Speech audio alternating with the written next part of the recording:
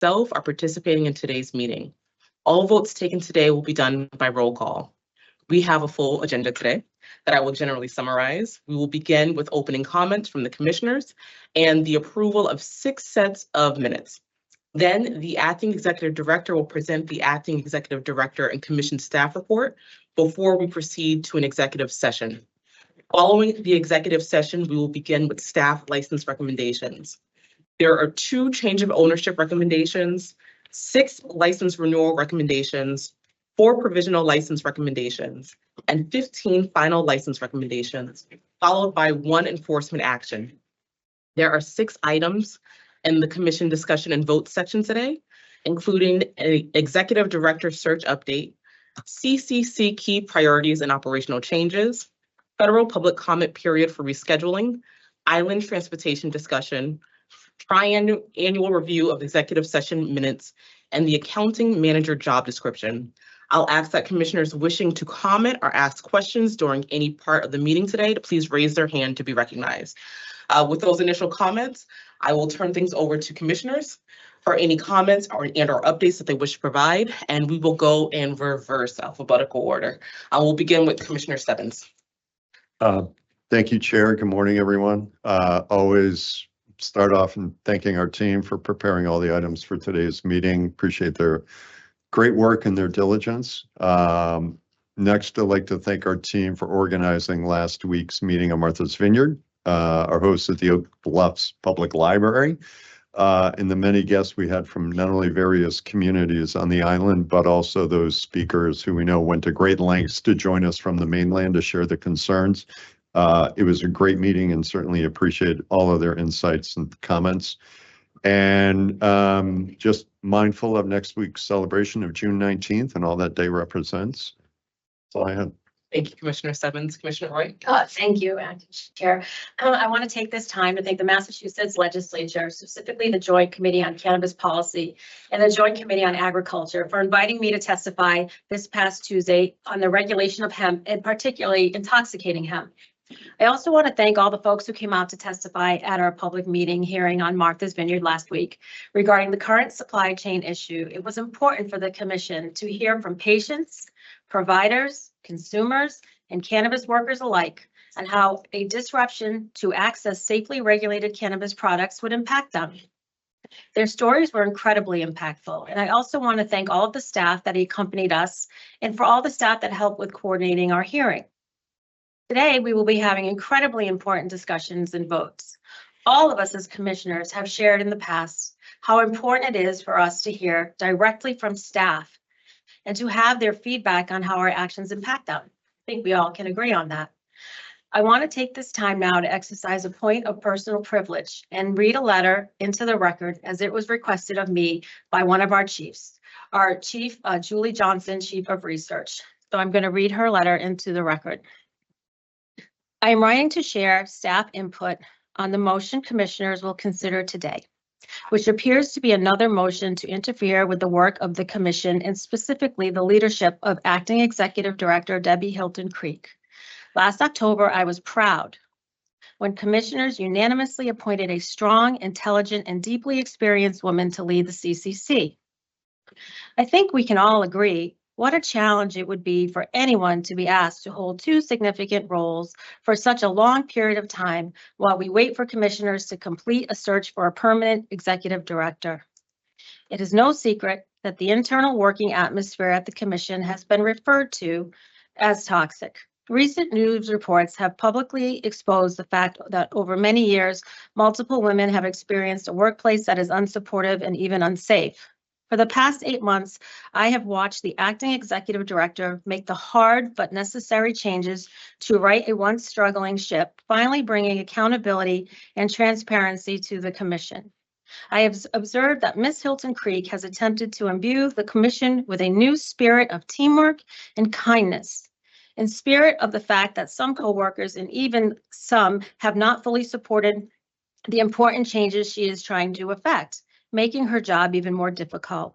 With her steady and strong leadership, I can now get back to my job, feeling safe and supported by a caring head of agency who pays attention to the needs of all employees in the agency at large. With only 3 to 4 months before a permanent executive director is appointed, I think the motion being presented today is a distraction and potentially a harmful one. I believe it will weaken and delay the important work we all want to accomplish to support social equity, protect public health, and create economic opportunity for thousands of citizens across Massachusetts.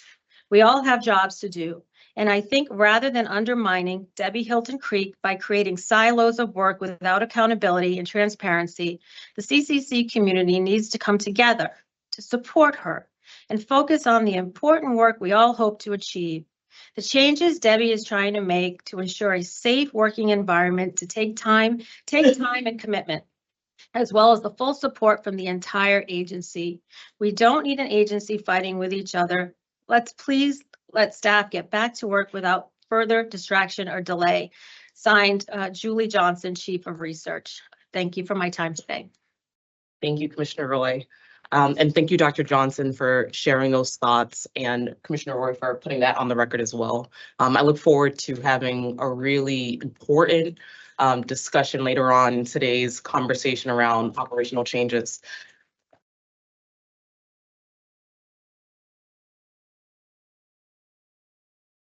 So I wanted to start off today by welcoming everyone who's able to join us in person and everyone who's able to also join us virtually. I really appreciate everyone's time and efforts to take on the challenges of the important work here before us, especially with the added workload resulting from our reduced ranks here at the CCC. We know that many people in the industry and the public rely on us to find a way to accomplish the work of ensuring that we have a medical and adult cannabis industry that is both safe and equitable and effectively reduces the illicit market. That's really key to the work that we do here on a day-to-day basis, and we continue to focus on that and getting the job done. We've made really great strides here, leading states in the regulated market by insisting on equity and building a market that nets the state more revenue than the alcohol industry. I look forward to continuing to work together to get this right for all those concerned, both internally and externally.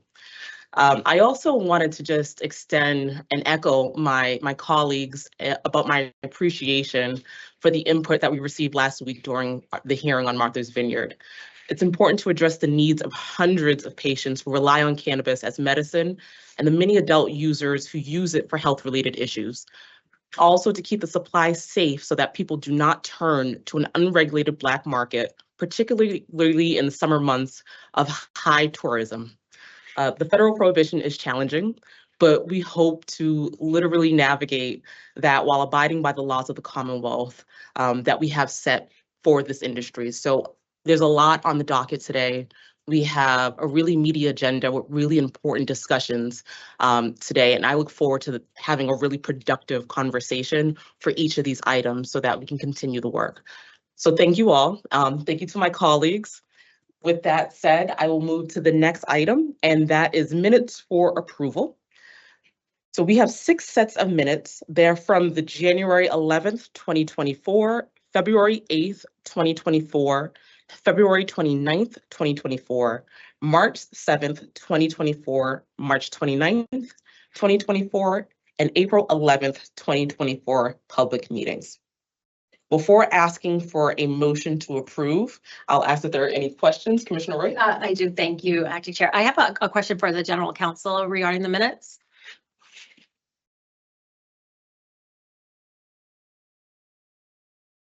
Commissioner Roy, is this in regards to one of the dates listed here? It's in regard to the tranche of minutes. Okay.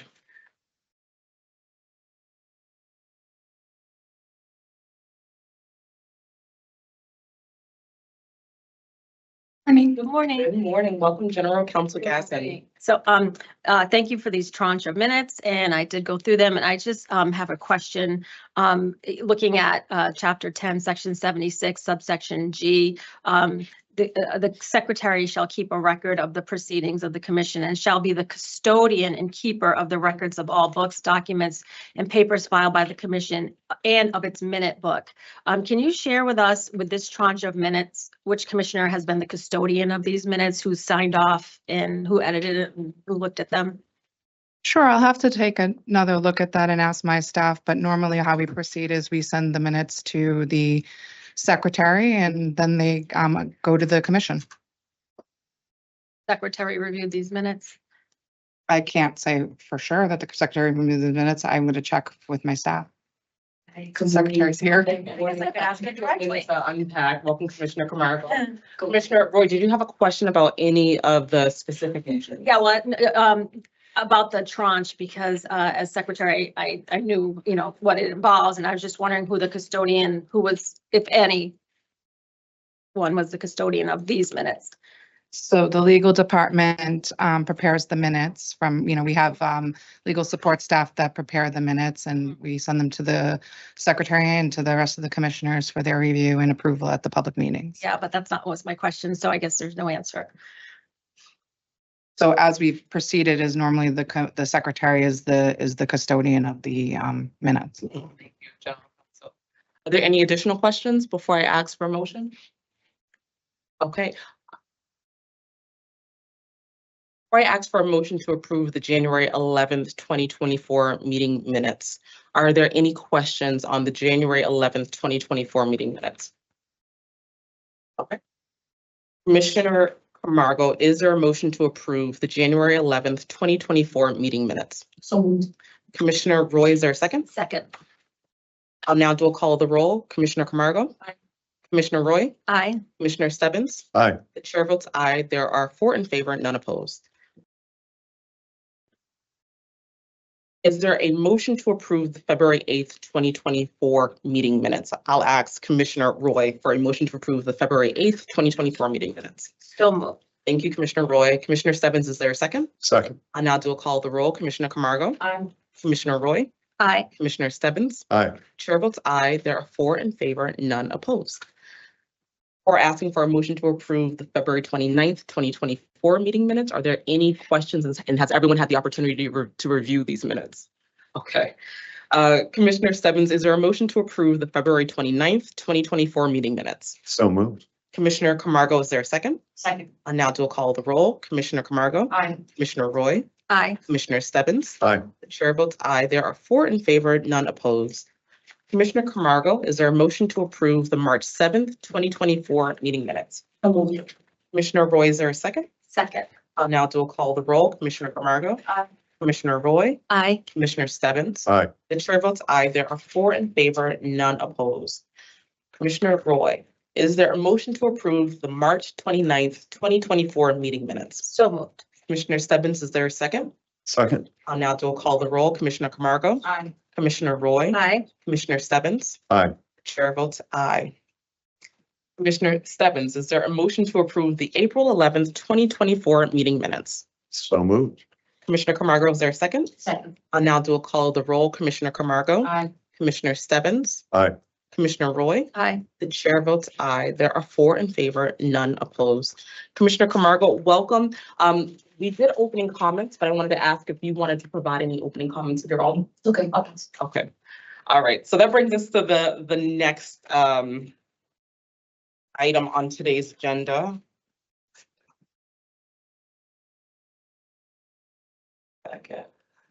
Okay, which is the acting executive director and commission staff report. So I'll turn things over to our acting executive director, Deborah Hilton-Fried.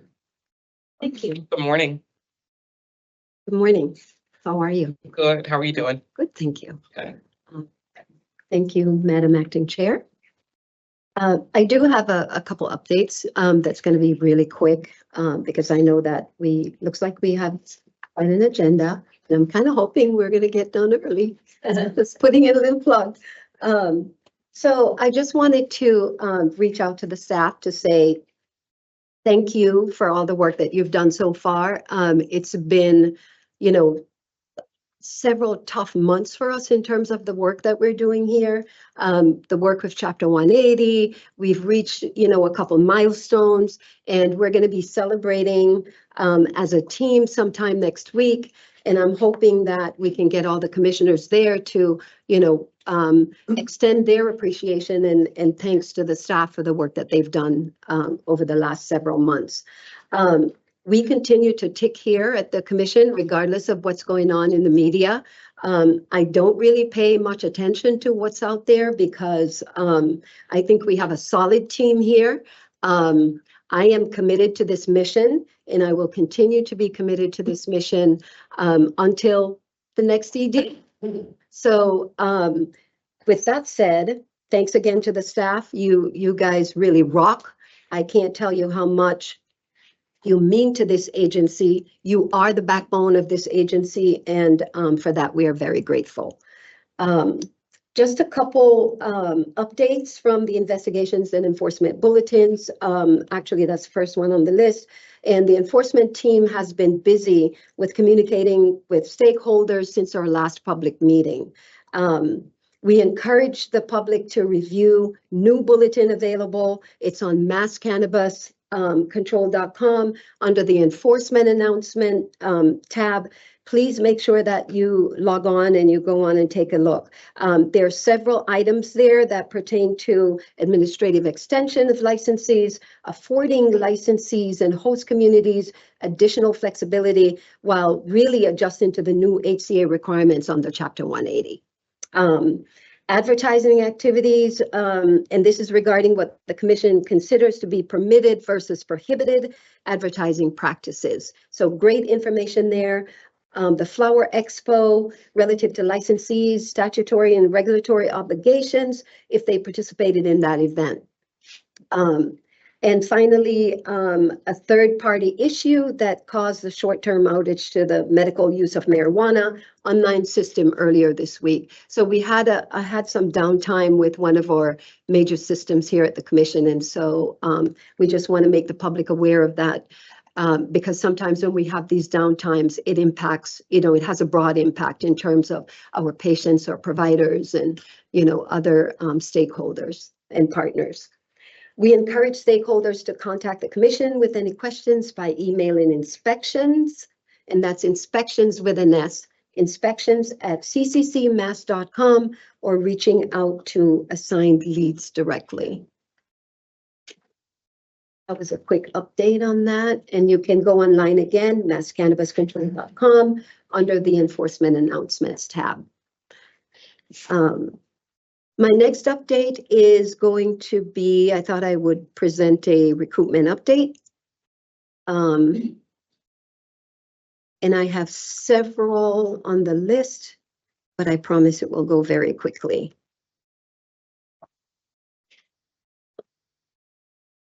Sorry, I have to find my own sheet here. Okay. So staff recruitment and update. I think every once in a while it's important for me to provide this update because sometimes there's speculation about what's going on in the Human Resources Office and, with individuals leaving the agency and us hiring new talent. It's an ongoing task. This doesn't ever stop. It's ongoing. So the Associate General Counsel on the legal team, phone screens are in progress right now for that. And you'll see we have several different categories on the status of each of these positions. Chief of Investigation Enforcement, we're interviewing. There's one possible interview that we're going to have either early next week or later part in the week next week. This is a candidate that we had really been trying to get a hold of because we thought it was important to interview that individual. However, sans not being able to do that, we will move to making a decision by early the week after. So, and it may even be as early as next week to make an offer to the CIE. Communications manager, that's an internal promotion position. Decision is pending right now. The job was posted. There were people who applied, and there's a decision pending.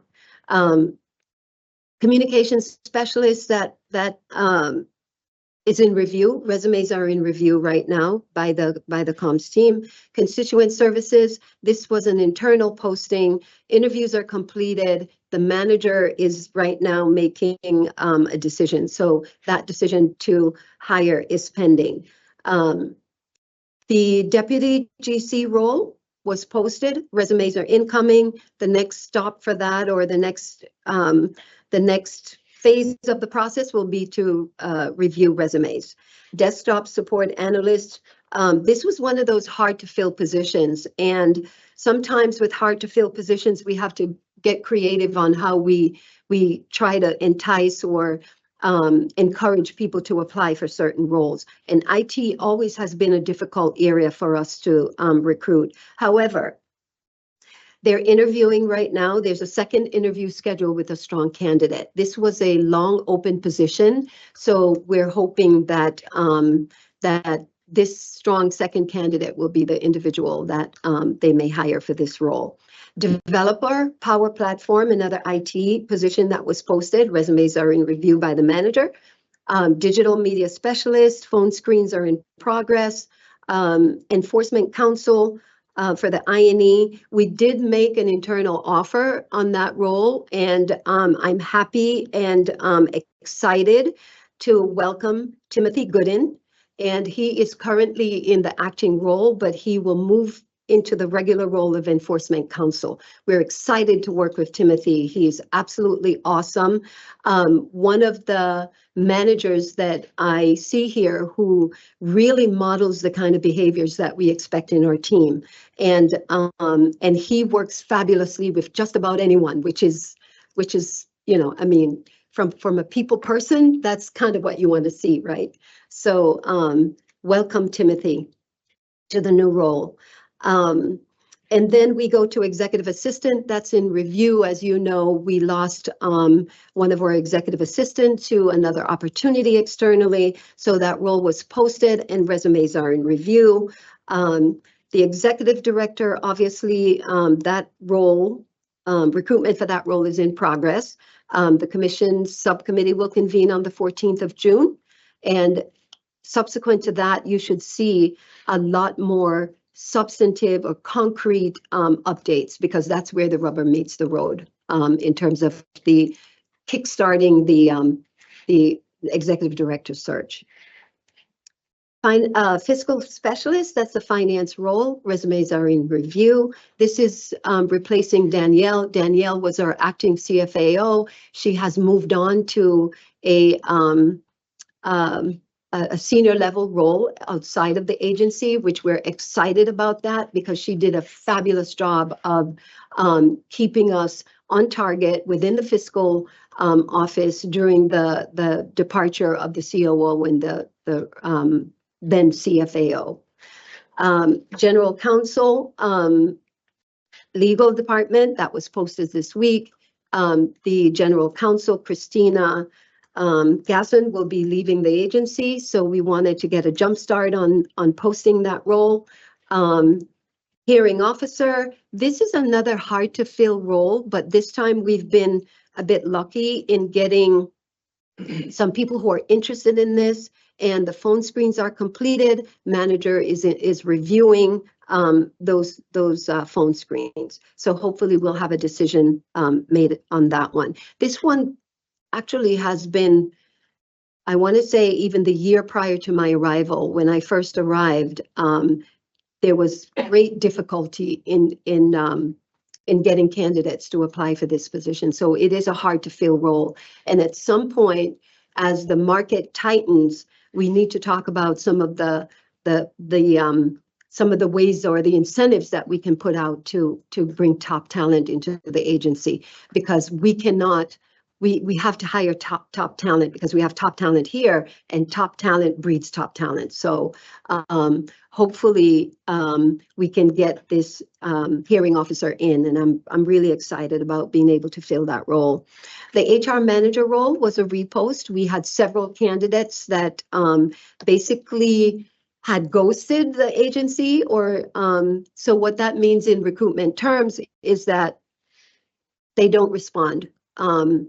And so we reposted it. So we have resumes in review right now. Hopefully we'll have some more great candidates that we can reach out to and start that phone screen process in another few days or so. Investigators, there are 2 investigators that are interviewing right now. Hopefully a decision will be made in the next couple of days on the investigators.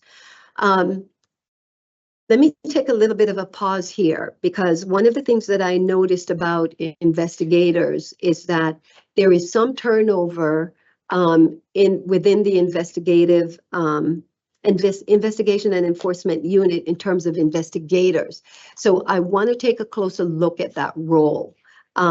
I know that we have lost people because they come in and they gain skills and, they want to move up in their careers and they take other opportunities on outside of the agency. But I think maybe we probably need to look at investigators. And so one of the auditing I will be doing is to take a look at, the exit interviews, why are they leaving other than for other opportunities? What could we do to keep them here? How can we provide further development or promotional opportunities for them? And this is why I'm really big on promotional opportunities internally, because we have talent that we cannot lose.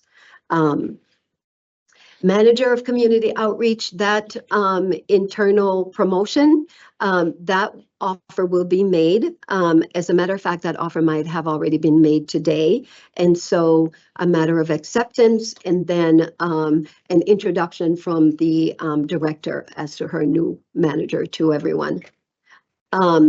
Press secretary interviews are scheduled for next week. Project coordinator for research. This one had been put on hold a little bit by the manager due to certain circumstances. However, this is on track again, and so interviews are scheduled, and we hope to have a decision within the next week or so.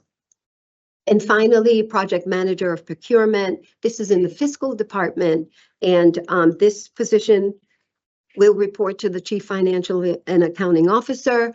That may change at some point as she builds her team and decides where she needs to utilize her talent based on the individuals who are working within that department with the CFAO. And I think that's it. That's the last one. So I just wanted to provide that update.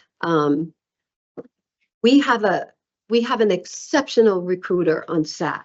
And I can't say enough about Wendy. She does not put up with delays. She doesn't put up with, any static around recruitment. She is always on top of it. And for that, I am really, really appreciative of all the effort that she's put into getting us to where we are in terms of the positions that become open and the positions that we have to fill. So kudos to Wendy and the HR team. Thank you, Madam Executive Director. I have a few questions. It will be helpful. First, this is really helpful to get just a breakdown of the vacancies in the status. It will be helpful to get an idea of timeline. Do you mind going back to the first set of positions? Okay, so Associate General Counsel is the first one. So how long was that vacant? Oh, I was not prepared to give you that information. Okay. So that's information that I can provide you. Do you know how long the position was posted? That's what I'm saying. I can't give you. Well, I know sometimes the vacancy is different from the posting. So we'll have a vacancy and then it doesn't get posted and then it's posted for some time. Yeah, I can't give you that information because when we post a position, there's also a closing date. So what you're looking for, I cannot provide you. So if the position posts on, say, the 5th of June, we may have a closing date of the 30th of June. I will need to have that information in order to tell you how long that position was posted. Madam General Counsel, can you provide some insight? How long has the Associate General Counsel position been vacant? So to the best of my knowledge, the Associate General Counsel position that's been posted has been available, since the Deputy General Counsel was moved. So there was an acting Deputy General Counsel. The Associate General Counsel was moved to that role. So it was kind of being held in abeyance throughout the summer of 23. And then that role became vacant in April of 2024 when the Deputy General Counsel was hired. So then that position could be posted. Okay, thank you. Madam Acting Executive Director, do you have any of that information for any of the positions posted in terms of the timelines? So I can give you a general idea of how long positions are posted. I can't give you specific dates. This particular position, the general, sorry. the associate general counsel role. So all of our positions are generally posted for about 3 weeks. And so depending on where we post, so the example that I gave you of June 5th, 21 days out of the 5th would be landing us right around the 26th. So all of our positions are posted for about 3 weeks, unless we feel we are not getting the kind of responses that we need. And we don't, and I've said this many times, we really don't have a problem getting applications in. We may, right now, I think for the fiscal role and many of the other roles that are here, we get over 100 applications at times. Is there- Managers, sorry, I don't mean to interrupt. no, that's okay. Is there anyone on the human resources team or in another team that's maintaining essentially that data Yeah, about we have that data. how long the vacancy has been vacant? We have that data. We can provide that. Is there a way, how long would it take to get that information? Oh, it would take a while. So if you're asking like within the next hour or two, probably not. Okay. Because we'd have to go back and look at all the positions when they were posted, get the dates and get them to you. Madam General Counsel, for the Deputy General Counsel, the same question. How long has that been vacant? So the Deputy General Counsel position, to my understanding, was vacant since the summer 2023. There was an acting Deputy General Counsel in that role until and then it was the Deputy General Counsel. We had a hiring process where we interviewed internal and external candidates. The position was offered to an internal candidate who accepted the position. However, the internal candidate accepted another position with the commission, so it was again vacant. And that was an acting, no, that wasn't acting. That was an acting role. Yeah, the acting Deputy General Counsel at that time was given the role of Deputy General Counsel, held that position for a short period of time in March, April of 2024, and then accepted another position with the commission. So the role is now vacant again. And Debbie, when was it posted? The Deputy General Counsel? Deputy General Counsel position, I believe that was posted either late last week or early this week. It might have been before that. Had I known that these details were needed, I could have provided that. So my apologies for not No, it's okay. anticipating that. It's okay. And I'm just gathering with the information that we can gather. I'll hold off there. General Counsel? If I can help, it was posted on June 7th, 2024.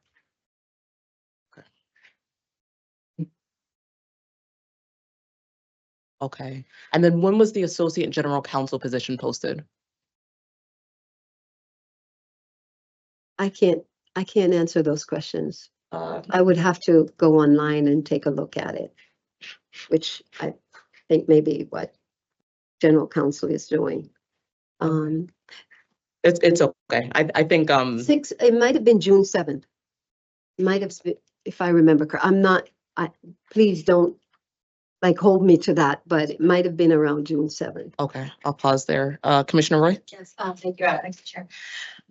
So just reflecting back on the previous hiring of the general counsel, so our previous general counsel went on to a new opportunity, I believe in May of 2023, and then I believe you onboarded Christina in October. Correct. November 6th. November.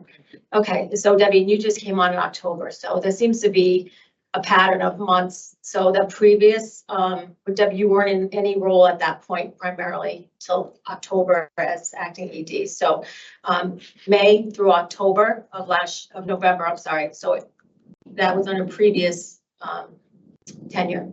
So that took over about 6 months to get a GC in. That's before Debbie.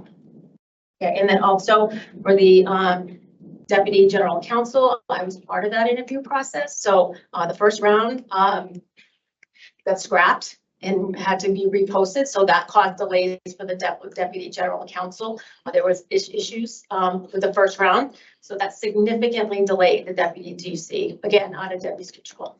But it was posted last week. Oh, The new June 7th is the posting date for the deputy general counsel role. Okay, thank you. There any other questions or comments, Commissioner Roy? thank you. 21 positions and 4 internal, which I think is great. And I want to wish everyone who applied internally the best of luck. I think that's wonderful professional development opportunities. And I just want to thank you, Debbie. There's a lot of vacancies, 21, and then you're on top of it. And I appreciate your diligence. Thank you for the update. Thank you, Commissioner Roy. And Debbie, thank you for juggling so much, with HR, with overseeing the agency. It's not a small task. And thank you for the information. Are there any additional questions? General Counsel. I just have one quick update, Madam Acting Chair. So the Associate General Counsel position, along with the Hearings Officer position, were posted on April 12th of this year. That was Hearing Officer, April 12th. And then what was the other position? Associate General Counsel. April 12th. Okay. May I? Commissioner Stebbins. Quick question. Thank you, Chair. Quick question on the hearing officer. Is that intended to be a full-time thing, or is that intended to be somebody who's needed when the appeal process starts, or somebody contesting a notice of deficiency or whatever? But is the hearing officer kind of as needed, or is it permanent full-time? I believe this started as a temporary position, but I believe right now it might be a regular position because we've had such a hard time trying to, get someone to fill the role. When I came on board in August, I know that the previous CIE was having some issues with recruitment. We looked at the state to see if maybe we could get, some retirees from their resource list to come in and work, but we could not get anyone. So he basically, decided that we really should try to recruit on our own. And that's what we did. This is a position that I believe is shared. I mean, the work is shared with I&E and also the legal department. And it looks like Christina has something to. I have another question, but Christina, do you have Yeah, I just have some information about the nature of the position and where it reports. So the hearings officer position is reporting to the general counsel. It's a part-time contract role. So the hours are as needed by the commission. So it's anticipated that once that individual is onboarded, that they would have, a large part-time training, getting up to speed on our statutes and regulations and other information, and of course the adjudicatory procedures required by the state regulation in Chapter 30A. So this role will be handling suitability review committee issues. We'll be handling any appeals of licensing decisions. So if there were any fines that were contested or referrals to enforcement counsel and they're requesting a hearing, that person will report to legal at that point. However, the hearings officer, as a rule, is an independent, so that person will be, using their independent judgment and determining the facts of the case. The role does not report to the I&E department because the I&E department is the enforcement arm of the commission. So they would be prosecuting any actions that the hearings officer would hear in the at that time. Thank you, Christina. So my next question was about the actual HR team. How many people are on the HR team right now? 4. And that is including yourself? Yep. Okay. That is it. Thank you, Debbie. Are there any other questions or comments? Commissioner Roy? I just want to make a comment. Thank you. I just want to also thank Wendy. I've had the pleasure to work with her on different panels. And I just want to thank her for all of her work to help get these positions out and go through the process. So thank you so much, Wendy. Acting Executive Director Hilton Creek, did you have any additional updates for us before we go to the next item on today's agenda? No, that's it. That's it for me. Thank you. All right. Acting Chair. Thank you so much. That brings us to the next item, which is executive session. I will ask for a motion. The motion is pursuant to General Laws, Chapter 30A, Section 21A3. Is there a motion to enter closed executive session to discuss strategy with respect to litigation because the open meeting may have a detrimental effect on the litigating position of the public body? Is there a motion? So moved. Thank you, Commissioner Stebbins. Is there a second? Second? Thank you, Commissioner Roy. Let the record show that the motion was made by Commissioner Stebbins and seconded by Commissioner Roy. Are there any questions or comments at this time? Okay, hearing none on the motion that has been seconded, I will take a roll call vote. Commissioner Camargo, Commissioner Roy, Aye. Commissioner Stebbins. Aye. The chair votes aye. Let the record show that the motion was approved unanimously, and we will now transition into executive session. For the record, the individuals participating in the session will be the 4 commissioners, the acting executive director and chief people officer, Deborah Hilton Creek, general counsel, Christina Gasson, associate general counsels, Michael Baker and Donald Hubbard, legal assistants, Ivania Corrales Soles, and Brendan Pauley. And as a reminder, the commission will return back to this room in open session following the executive session. Thank you all so much.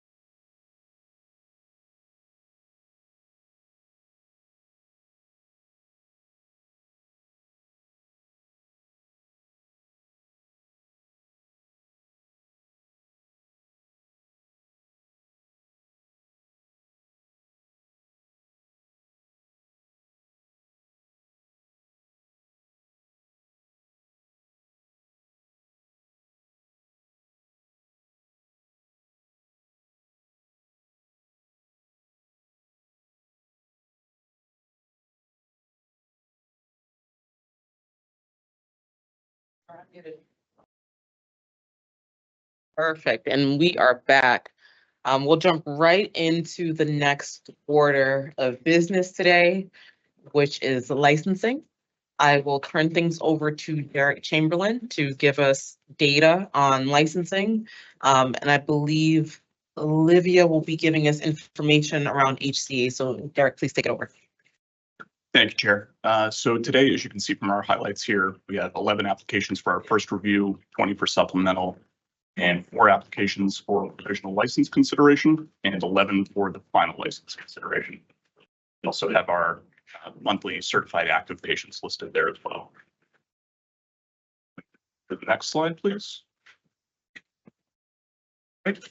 So you can see here, by stage, I'd like to just note that percent increase represents the percent increase since a year ago today. So we're up to, past the halfway mark on the 600 level of commence operations at this point. And you can see the rest pretty routine for what we see, but we're still seeing that increase month over month on licensing to become an operation. And please stop me if anyone has any questions, otherwise I'm happy to keep going. And we can move to the next slide, please. All right, here's our, it's affectionately become known as the pizza tracker slide, showing our navigation through the entire process here, starting pending applications of all license types, all the way up through the commence operations, and the total numbers reflecting essentially, I guess you could say, the interest in that particular license type. I'd like to note that, of course, the big 3, cultivation, product manufacturing, and retail, have always and continue to be the biggest 3 here. And it's fun for me to look at this, having been here for 5 years and just seeing that total, that 1,700 total applications that are somewhere in this process, and watching them kind of move from that pending application stage all the way up until the point where they can open their doors. Commissioner Roy? Thank you. Derek, in the 666, I think we talked about this last meeting. That's inclusive of surrenders. So we don't back them out of that 666, right? So Okay. This actually, so this speaks to, I try to think of it as the number of total commence operations notices that we've sent to the industry of all time. So 666 of those have been sent as of the date that this was pulled. And we're at what, 38 surrenders? Do you know the number of surrenders? 34. 34 Yes, which includes 3 surrenders, 1 revocation, and 30 expirations. Thank you. Any other questions on this slide? All right, we can move on to the next one. And there we go. There's a 34 number again. The one thing I would highlight about this is we've been looking at this slide for a couple of months now. I forget when we first introduced this. I'd just like to note that the final license number and the commence operations number, those have remained stagnant this entire time, which to me is indicative of the fact that we're not seeing those businesses at that stage. Essentially, anyone that makes it past that provisional license stage is completing it to the end. They're opening, and with the exception of those 34, they're not closing. And that's again noting the, I believe it was the 24% increase since last year in commence operations. So even that 666 number, I know is bigger today than it was when I pulled this data. So just like to note that. The only other thing, there was a correction in the provisional license numbers that did spike a bit, and that actually has to relate to the number itself hadn't changed. It was the way that we were pulling the data. There's essentially something on the back end of the MassCIP software that was preventing us from seeing some of them last month. So if anyone has any inquiries on that, happy to address them via the licensing email. But essentially, looking back historically, since we started displaying these, the numbers really aren't moving up as much as we feared. So good thing, I think. That, I believe, I think we can check the next slide. I think that might be, yep, recommendations. Leave them. Sorry. Derek, I had a question. Yep. And this is something that came up in some of my prior conversations. It was around the amount of agents that are active right now who are working throughout the industry in the Commonwealth versus the amount of agent registration cards. Do we have that information? Yes, I'm actually prepared to speak on that, and I'm happy this is finally coming up because I've addressed this topic for years now via emails and other inquiries. So it essentially comes down to this. When we look at the licensing data that's a part of this, we're looking at agent registrations, and agent registrations are specific to the licensed establishment. So cultivator, product manufacturer, what have you. So in that case, you could have one person say, me, I work at a licensed premises that has essentially a cultivation and a product in the same premises. In that example, I would be one person with 2 registrations. This contrasts with essentially the industry identification number, and that is based on the individual. So that comes from person's date of birth and the last 4 of their social security number. Okay. So to be clear, at any given time, I can pull a report and tell you exactly how many people are active and looking in the industry. That number is always going to be smaller than the total number of agent registrations because people have more than one badge. So we always maintain the industry identification number, the number of people who Yes. are actually working in the industry. Yep, and that's automatically assigned every single night after, essentially after a registration is approved. That night, the system queries the last 4 of their social, their date of birth, and if they have a match on that, it just gives them the same industry identification number as those others. I think we've had once or twice where 2 different people with the same birthday, the same last 4 that worked in the industry, and we've adjusted that. I was actually shocked that that ever happened. But yeah, so essentially it's very, very easy for us at any time to tell you exactly how many people are working in the industry or at a given establishment. Can I know I'm asking you right now, but do you have that number today? Right now, in front of me, I don't have the Okay. exact number. But it leads into a good point is that we're constantly reviewing these applications. So if I run that number right now and then I ran it again in 10 minutes, it's going to be different.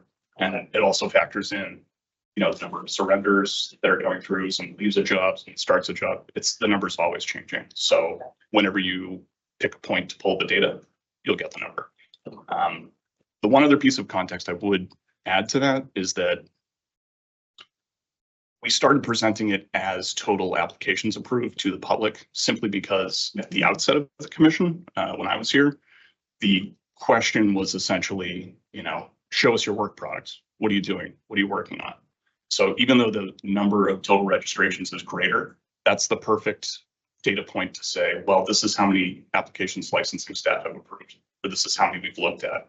This is how many's in the queue. And I would say on any given day, just an estimate, 80 to 100 registrations that we're looking at, and that's just for adult use. So again, I would also put it out to the public if they want to see certain things or if they have certain inquiries about data around the commission, please email licensing. I work with that stuff every day and happy to address this. Commissioner Roy? Thank you. Could you provide the commissioners a snapshot, over the next day or so? Because we get that question a lot. We get talks in the community a lot, the economic impact of the cannabis industry and how many jobs we've created. So it is something that comes up a lot. So even if we had a snapshot in time, even though it's fluid, that would help us tremendously. And for my colleagues, I think at some point we need a larger conversation around badging at some point in the future. Sure. Yeah, I'd be happy to provide that. Thank you. Follow up. And Derek, just for clarity purposes, for anyone who might be watching right now, Sure. if they wanted that information, they will request the industry identification, that number, and they would ask that from inspection. So that's always been available. It just hasn't been requested. Yeah, pretty much. We'll get the inquiry of how many people work in the industry, Right. and I interpret that to mean how many individual identification numbers are there, because that tells me the number of people as opposed to the number of jobs Okay, or the number of registrations. thank you. Yeah. That is something, It comes up a lot. it does up a come up a lot. lot. But it's good to know we have the information readily available. And the only other thing too is that the way it's done with that industry identification number is across medical as well. So if you work for a medical dispensary and you also work for an adult use retail, for example, you're still going to have the same industry identification number. So it's across the two. Okay. Are there any additional questions from commissioners? Actually, Commissioner Ward? thank you. So that industry identification number, so if somebody worked at, say, 2 different licensees, they still have that one number, or does it matter if they work for different? So they would have one industry identification number and multiple registration numbers. And so like here's my medical registration. Your social security number, Yeah, cannabis exactly. social security number, that's there Yep. for, okay, got it. Thank you. Sure. That's helpful. Yeah, you're welcome. Thank you, Derek. So does that conclude your portion of the It- presentation today? It does. I would like to bring in Olivia Koval at this time. She's here to talk about specifically requested data surrounding host community agreements. And I will also stay here too, Olivia, and help you out if any Thank questions. you. Hey, Olivia. Good welcome. afternoon, Acting Madam Chair. Good afternoon, Commissioners. Nice to see you all. So in the last public meeting, you requested some data surrounding HCAs. We are in the process of building out a comprehensive tracking system that will reflect all HCAs received by licensing, investigations, enforcement council, and testing. In the interim, here's the information we can provide to the best of our understanding that's accurate as of June 11, 2024. And we are, of course, continuing to improve our tracking on these numbers so we can get you the most accurate data. So I will jump right into all these fabulous numbers. Since March 1st, we have received 252 applications containing HCAs. Currently, we have 57 HCAs under review. We have sent out 98 determination notices. We have reviewed 136 HCAs thus far. With respect to data regarding model HCAs, the model received as part of the renewal process are still being tallied, but we did receive 4 model HCAs from licensees seeking final licensure. We've also received 10 waivers, and to date, or to the 11th, we have a total of 19 compliant HCAs. Olivia, before you proceed, is this on a slide? Is all this information? It is not on a slide. Okay. We weren't able to get it on a slide. So I know it's a lot of numbers that I'm speaking at No, you. no, it's okay. I know we're taking notes and we'll probably ask for something in writing just after the meeting too, so we can have those numbers. Sure. But sorry to interrupt. Please continue. With respect to SEP, EEAs, and DBE numbers, we had some questions around that. We have 33 SEP HCAs where 10 determination notices have been sent out. 11 EA HCAs where 5 determination notices have sent out. And 38 DBE HCAs where 19 determination notices have been sent out. The other ones, meaning if no determination has been sent out yet, they are still under review. Okay, Olivia, there's a question from Commissioner Roy. Commissioner Roy? Olivia, can you explain for the public listening, and I know there's licensees listening, what is a determination notice? And the ones that have gone out, how many received like a positive determination, you're in compliance versus a negative determination? So we send out determination notices to inform the licensee as well as the applicant as well as the municipality of determination of non-compliance, you know, with the any provisions in the HCA that may not be compliant. So that's where this information would be conveyed in the determination notices sent out. Typically, if it's compliant, it doesn't get a notice per se. It would just get an email stating your host community agreement is compliant. So that's kind of the explanation of what the determination notice is, the purpose are of them. All right, moving on to extension requests. We have received 117 extension requests, and all 117 of them have received conditional pre-approval notices. And in terms of expirations, between June 13 and July 13th, 130 licensees are set to expire. Of these 130, 112 did submit renewal applications and 84 have requested extensions. So they're part of the number provided previously, the 117 extension requests. The dates she said. Olivia, can you repeat those dates? Sure, the June 13th to July 13th. So you said the extension requests were as a. So all the data that's been presented here is current as of June 11th. So that's Tuesday.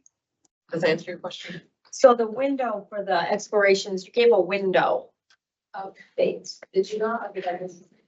Here you go. Sorry, I was not able to hear that. So Olivia, when you talked about the 130 set to expire, what was that time frame you It set? would be between June 13th until July 13th.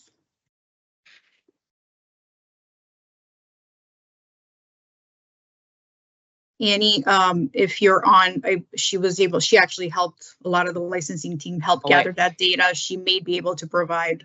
And Olivia, I see our acting Chief of Investigations and Enforcement. I'm not sure if you, no, did you want Yes. to add some additional context to that? Yes, I want to add some additional context. Thank you, Madam Chair. So what we're also actively doing is that for the licensees that had already submitted their renewal applications and all that stuff, we're reaching out to them. We're not waiting for them to request these extensions. We are reaching out to them. We're actively reaching out and saying you have the opportunity to be able to ask for an extension.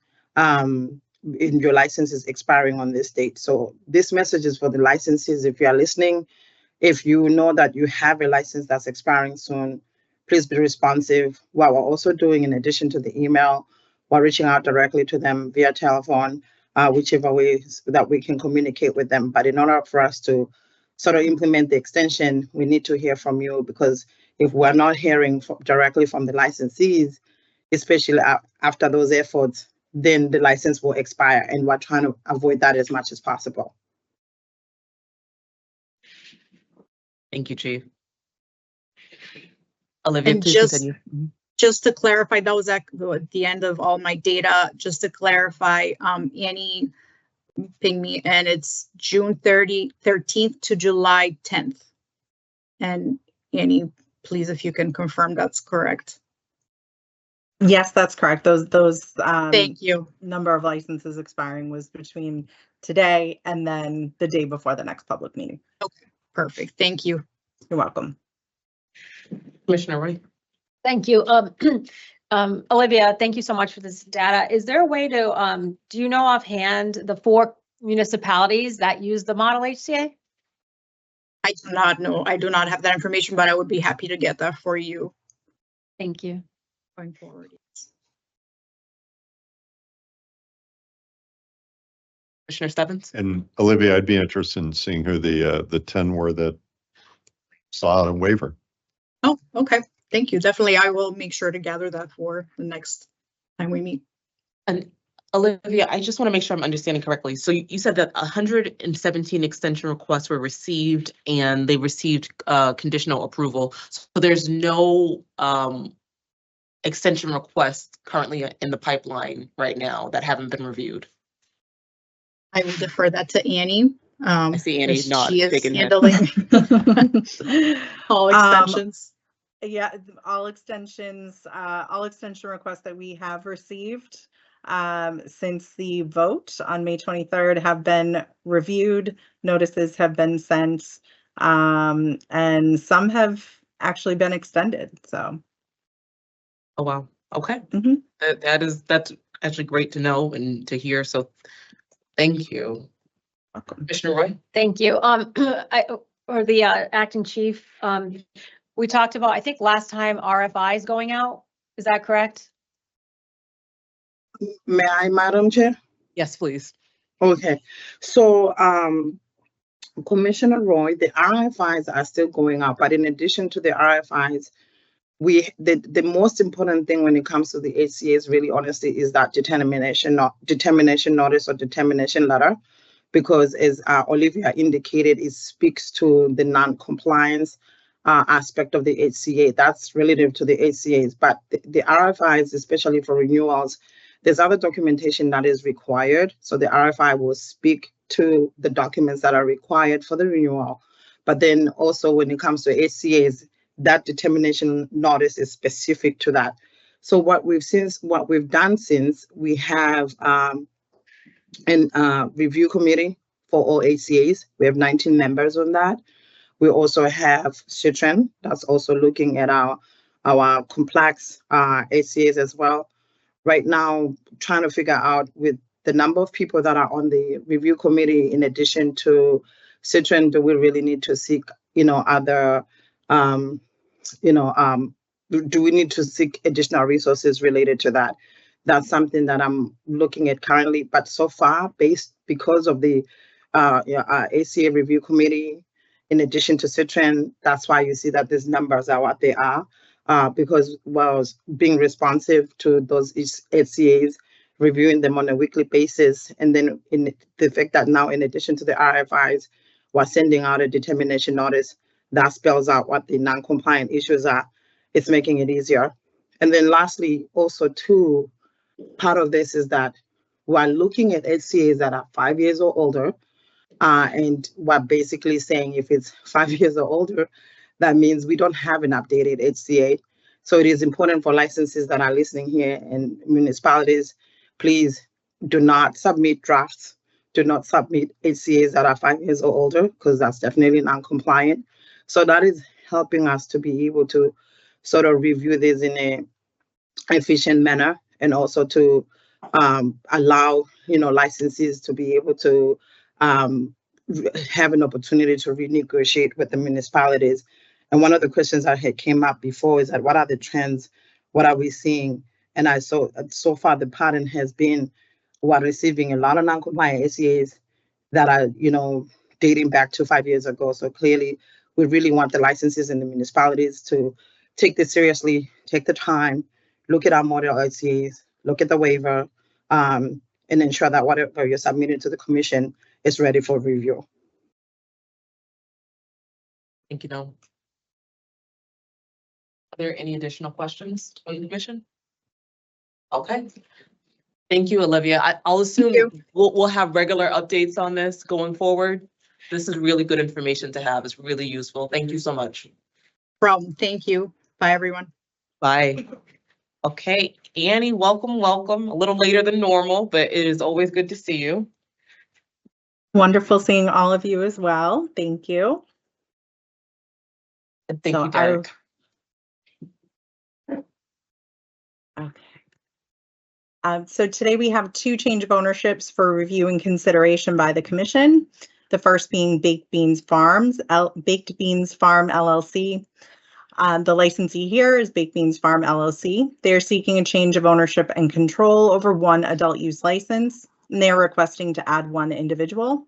Additional information is contained within the executive summary for the commission's review and consideration. Therefore, commission staff do recommend review and decision on this request, and if approved, do request your approval be subject to the conditions before you. Thank you, Annie. Are there any conditions or comments for this change of ownership? Okay. Seeing none, Commissioner Camargo, is there a motion to approve the change of ownership for Baked Beans Farm LLC? So moved. Thank you, Commissioner Roy. Is there a second? Second. Now to call the roll, Commissioner Camargo, Commissioner Roy, Aye. Commissioner Stebbins. Aye. Chair votes aye. There are 4 in favor, none opposed. Annie.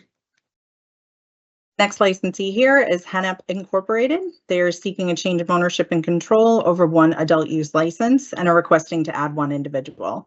Additional information is contained within the executive summary for the commission's review and consideration.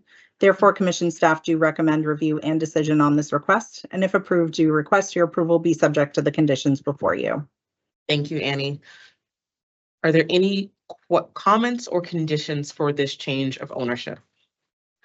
And seeing none, Commissioner Roy, is there a motion to approve the change of ownership of Hennep Incorporated? So Thank you, Commissioner Roy. Commissioner Stebbins, is there a second? Second. I'll now do a call the roll, Commissioner Camargo. Aye. Commissioner Roy. aye. Commissioner Stebbins. Aye. The chair votes aye. There are 4 in favor, none opposed. Annie. There are 6 license renewals being recommended for the commission's consideration today.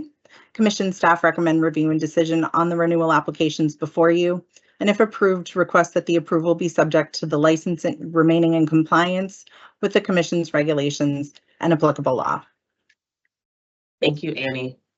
Are there any comments or conditions for this roster of renewals?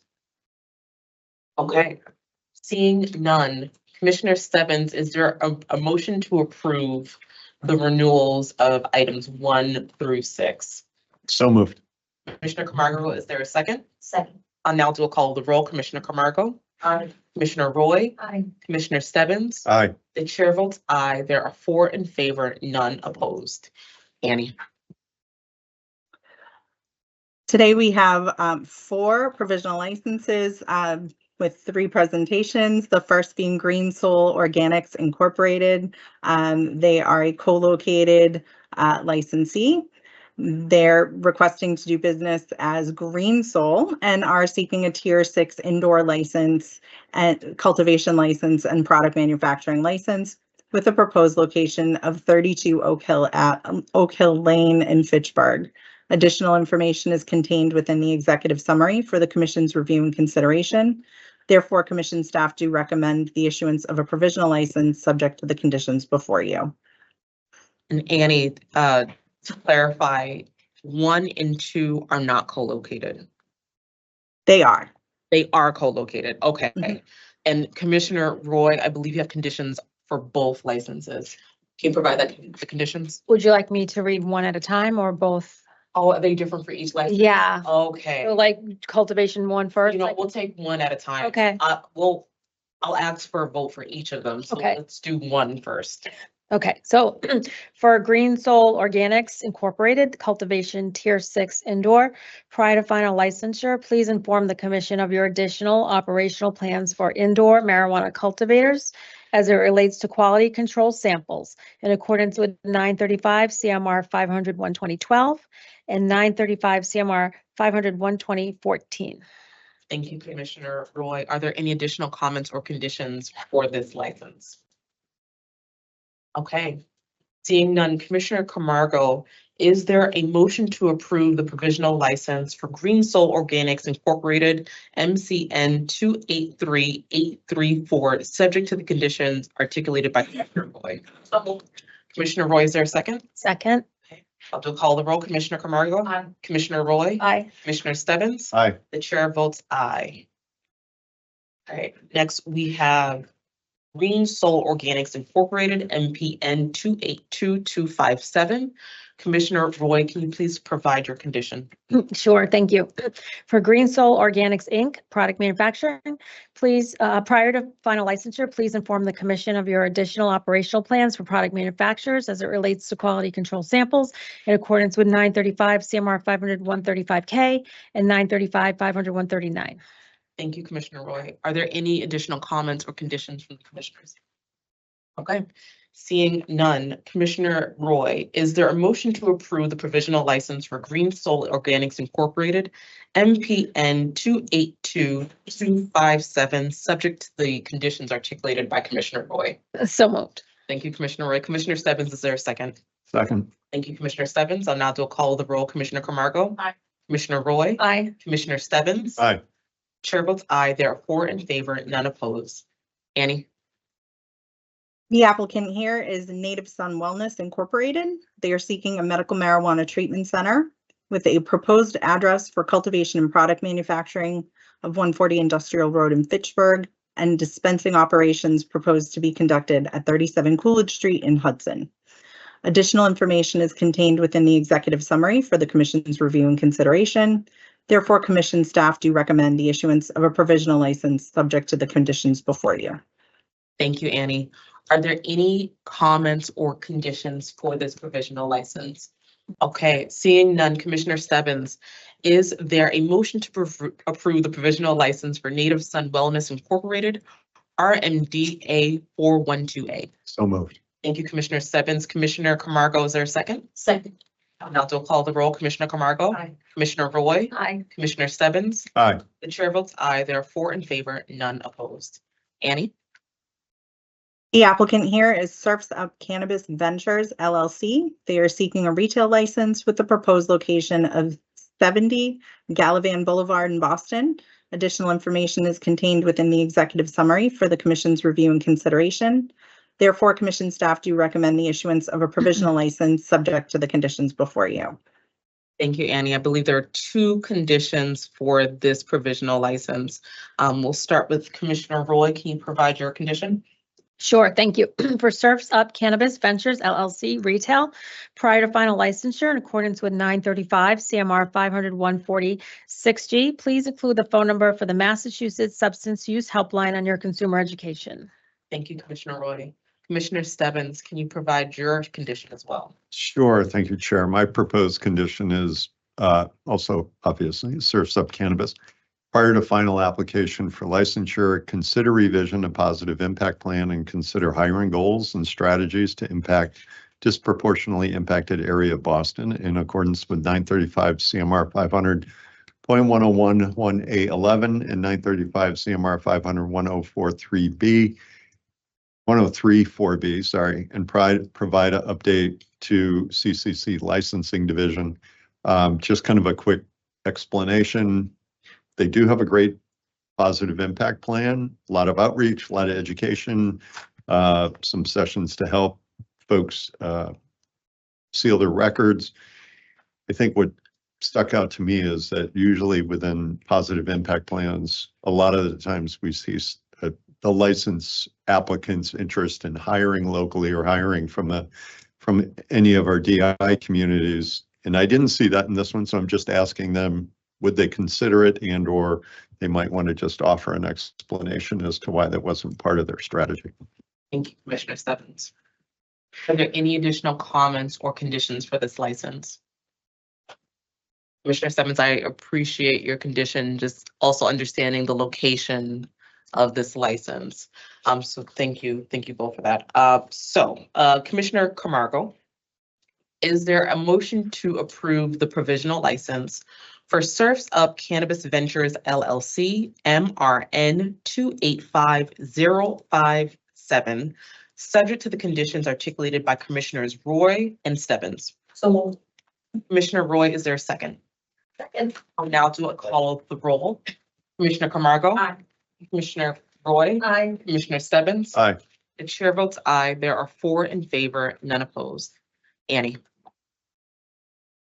Thank you, Chair. There are 15 final license recommendations for the Commission's consideration today.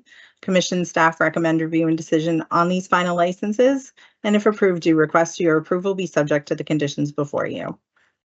Thank you, Annie.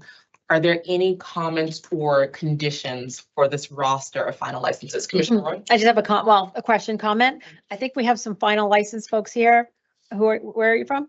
J&K Gardening, Okay. J&K. Where is that located? Millbury? Millbury Basket. Okay. All right. Anyone else? No? All right. Okay, Commissioner Camargo. Yes, if I may, but I was gonna say the same thing. I was like, I wonder where they're from because I can feel your energy from here. You guys are really excited, and I know it takes a lot of sweat and tear to get to this final license page. So thank you for being here today and for all the work that you guys have done to get here. So cry, jump up and down when we're done. Enjoy. Okay.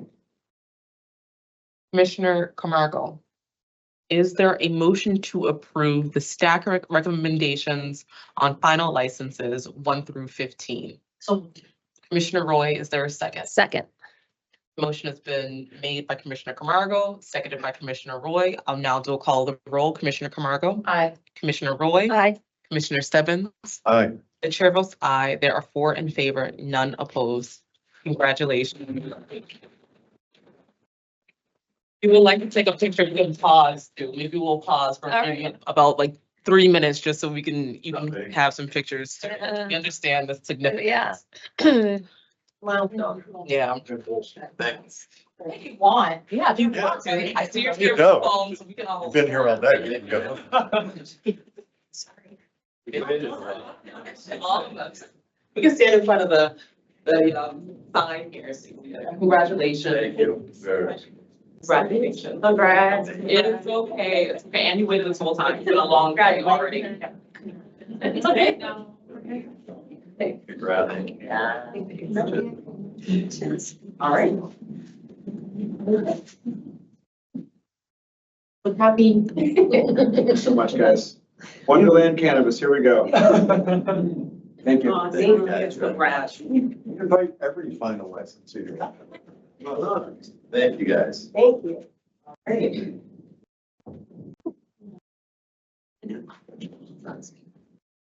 So Annie, just to be sure, does that conclude your component of today's meeting? And if so, are there any final comments that you wish to make at this point? This does conclude my presentation for today. Just thanking you again, as always, for having me. Thanking the entire Investigations and Enforcement Department for all their hard work to get us here today. So that's it. I will see you all soon. My time is up for presenting licensing recommendations, and Suko should be joining you next month. Thank you so much, Annie. Always a Thank you. pleasure having you. Thanks, Annie. Thank you. Okay, so at this point, I will ask the commissioners for a motion to change the order only slightly to take up the island transportation discussion item now. Is there such a motion to now discuss and vote on the island transportation discussion? So moved. Thank you, Commissioner Roy. Is there a second? Second. Thank you, Commissioner Camargo. I'll do a call to roll. Commissioner Camargo. Aye. Commissioner Roy. Aye. Commissioner Stebbins. Aye. The chair votes aye. All right, I see our general counsel coming to join us and introduce what we're speaking about and next steps. Welcome, general counsel.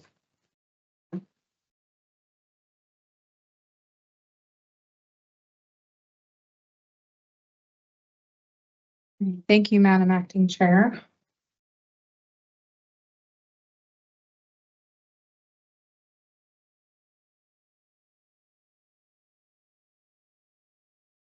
Okay, so I have sent to you a proposed administrative order regarding transport of marijuana and marijuana products over state territorial waters to and from marijuana establishments and medical marijuana treatment centers in the counties of Dukes and Nantucket. This is presented to you as a proposed administrative order number 3, and it's in response to a lot of the information we've received from the islands over the past few weeks, as well as obviously information that's been in the headlines regarding the closures of establishments on the island.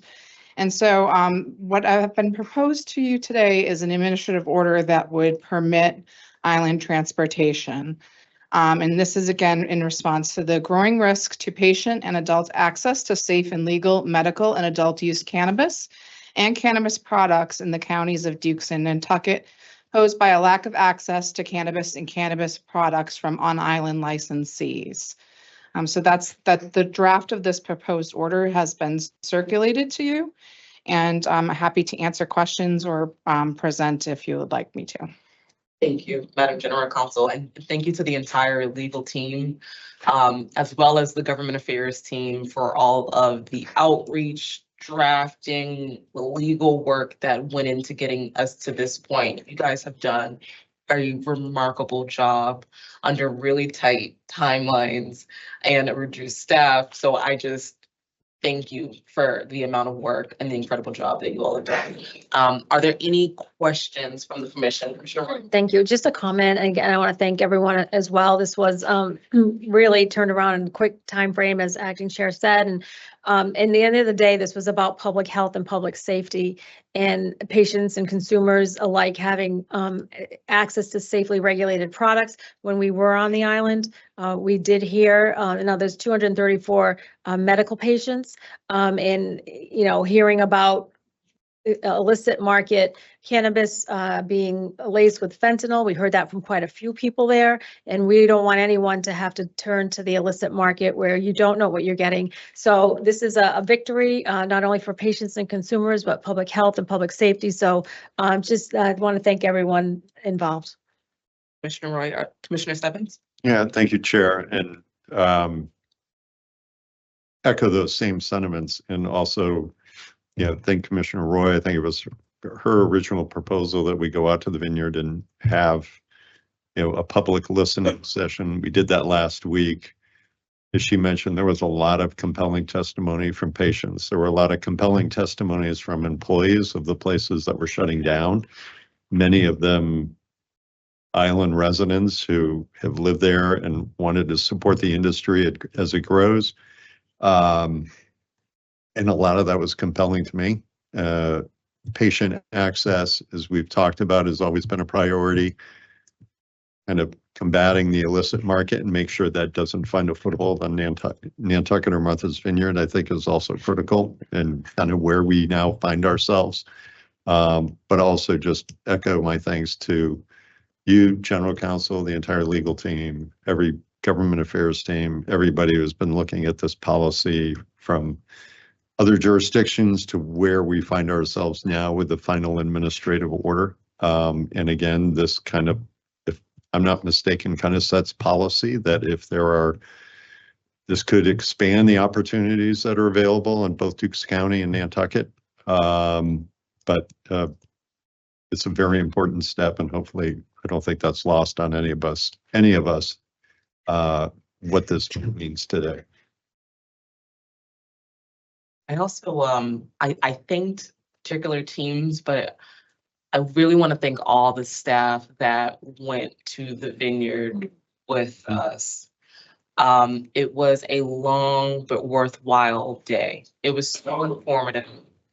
I know Paul, our head of IT here, and Fiona, it was really good to come together and be at the place where people were being directly impacted and really hearing those stories of how necessary it was to get this done. So, and Commissioner Roy, thank you for that suggestion, because it was really impactful and powerful, and I'm glad we had the ability to do it. So I do want to just thank all of the staff who trekked it. I'm forgetting about Mary Alice Curley, who was also there that day as well, but also the people who came to that island, if they traveled or if they were already located there and lived and worked there, for joining us and really providing that testimony, because it was really thought-provoking, especially when we talk about patient access and when we talk about the public safety implications. It was really, really compelling. And we're really hopeful that this allows for that access to continue, maybe not even just continue, but to also expand. Mm-hmm. Are there any other comments, Commissioner Roy? So one of the things we kept hearing about was testing. And, for those that follow the industry, if it's grown on the island, it can be tested on the island and with a limited panel. But now that products will be coming from the mainland, Christina, could you just speak to a little bit about the changes in the testing and the options in the testing now? Thank you, Commissioner Roy. So as you know, when the regulations were promulgated, there were specific and special regulations that permitted licensees in the counties of Dukes and Nantucket to have to not have to utilize independent testing laboratories so long as they didn't exist on the islands or that they were prevented from traveling to those laboratories by operation of law. With respect to this administrative order regarding island transportation, it now sets it up so that all marijuana establishments and MTCs, medical marijuana treatment centers in the counties, if they choose to transport marijuana products in this manner, they and that includes products that are cultivated, manufactured, or processed in mainland Massachusetts and transported to the islands for sale, or those that were cultivated, manufactured, or processed in the islands and transported to the mainland for sale. Those products will now be required to be tested via independent testing laboratories, so long as the licensees have chosen to utilize the transportation of products in the manner suggested and outlined in our administrative order. However, we are cognizant that this is a large change. We're also permitting that marijuana establishments and MTCs may continue to test in the manner that's currently allowed under our regulations if they choose not to transport marijuana and marijuana products to or from the mainlands. So it's opening up the islands to be able to test their products, and if they choose to do so, even if they are selling within the island. They do have that opportunity if they choose to utilize island transportation that they can test at an independent testing laboratory. Thank you, Christine. All right, Commissioner Camargo? I was gonna say ditto to everything my colleague said, but also just, this is the kind of work I think we all signed up to do. And, I think our, kudos to us in terms of our conversation. We just had an executive session because we had to really think through a lot of things, and it kind of made me think, about the first commissioners, right? And all the work they had to do to sort of, get us to where we're at now. But, kudos to us as a team to be able to just get in there and have these, tough conversations, and, your legal team that came on, obviously, and also to know, who helped us really think through. A lot of this stuff is legal, but also operational and practical, and sometimes, and then policy, right? So for me, I always think through policy, practical, and legal. So I just really appreciate it, and very grateful for this process. Thank you, Commissioner Camargo. Commissioner Stebbins? Yeah, just Commissioner, you raised a good point, which is the work of our founding commissioners, right? They were following Chapter 55 layout special regulations for Dukes County and Nantucket. Obviously, we came across an issue of a very loose and potentially weak supply chain issue on the island, which obviously has big ramifications. I would suggest that even though we're potentially voting to adopt this administrative order today, continue to monitor the issue, continue to watch the issue. And I would also suggest that, we continue to prioritize and expedite those licenses that might be looking to cite themselves on either Dukes County or Nantucket, because there's a little bit of an unknown out there that I think we all need to understand, and we do understand. So hopefully this keeps us focused on the issue and obviously mindful of the public health and public safety applications here. Thank you, Commissioner Stebbins. I know we'll hear from them soon on a separate matter. I do want to recognize the work of the enforcement legal team. We had this agenda item, the island transportation conversation on our May 9th meeting. And even before we had that meeting, there was an incredible amount of outreach to a lot of different agencies to receive that input and understand a better perspective of the issue at hand and how to really navigate that. So thank you, team. Okay, with that said, is there a motion to approve Administrative Order number 3? Administrative order regarding transport of marijuana and marijuana products over state territorial waters to and from marijuana establishments and marijuana treatment centers in the counties of Dukes and Nantucket. So moved. Thank you, Commissioner Roy. Is there a second? Second. Thank you, Commissioner Camargo. The motion was made by Commissioner Roy, seconded by Commissioner Camargo. I now do a call the roll. Commissioner Camargo? Aye. Commissioner Roy? Aye. Commissioner Stebbins? Aye. The chair votes aye. There are 4 in favor, none opposed. Thank you so much. Thank you, General Counsel. Thank you very much, commissioners. And I'll note just obviously for the public that the administrative order is going to be publicized. So there will be information about the contents of the order and how it applies to the licensees. And General Counsel, can you also provide the effective date of that order? So the effective date of the order is Friday, June 14th at midnight. So that would be tomorrow that it was effective. However, I did want to note that obviously there's a lot in this administrative order. So a lot of it is contingent upon the approval of an SOP that's acceptable to the commission and also an inspection of the seaworthy vessel. We're in a new age now where, we're considering seaworthy vessels as a vehicle for transporting marijuana products. So while this is happening very quickly, it's also going to be, contingent upon the cooperation of our licensees with the commission staff to ensure that this is done in a way that is safe and equitable to all.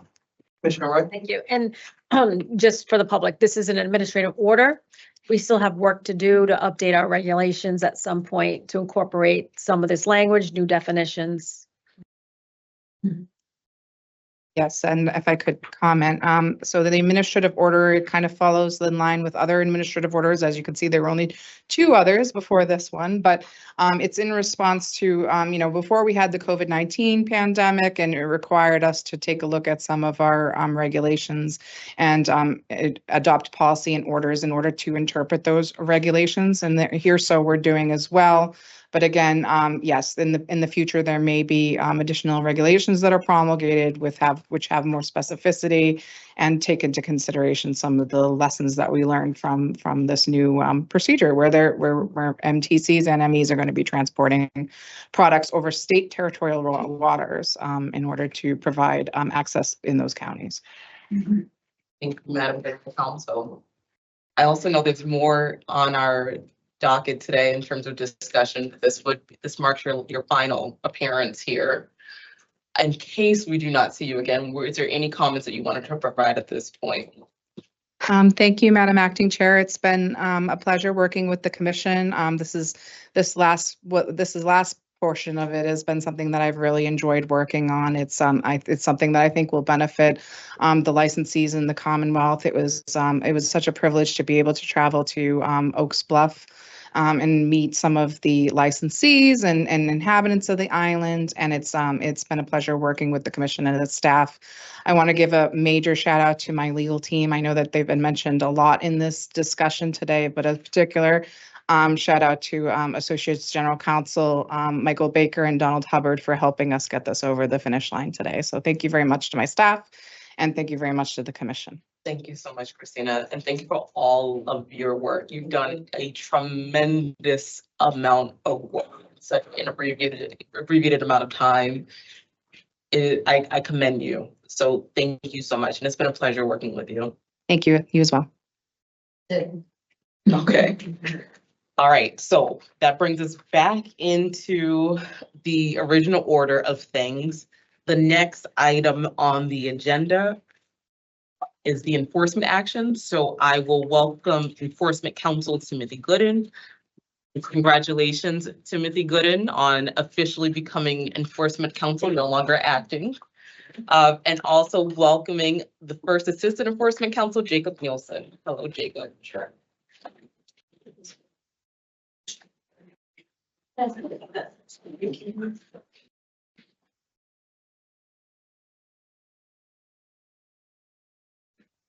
So, Jacob, I believe you will be leading us in the conversation today. Yes, I will. You'll provide a brief quick introduction.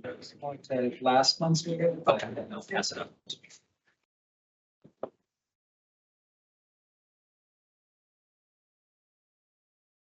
Hold on 1 second. Yeah. Yeah, we'll just wait for Commissioner Kerr to come back. She didn't want us to stop it. She didn't want to, She okay. said keep moving along. All right, well, we still have a quorum, so we'll keep on going. Okay. Madam Chair? Yes, please. Thank you.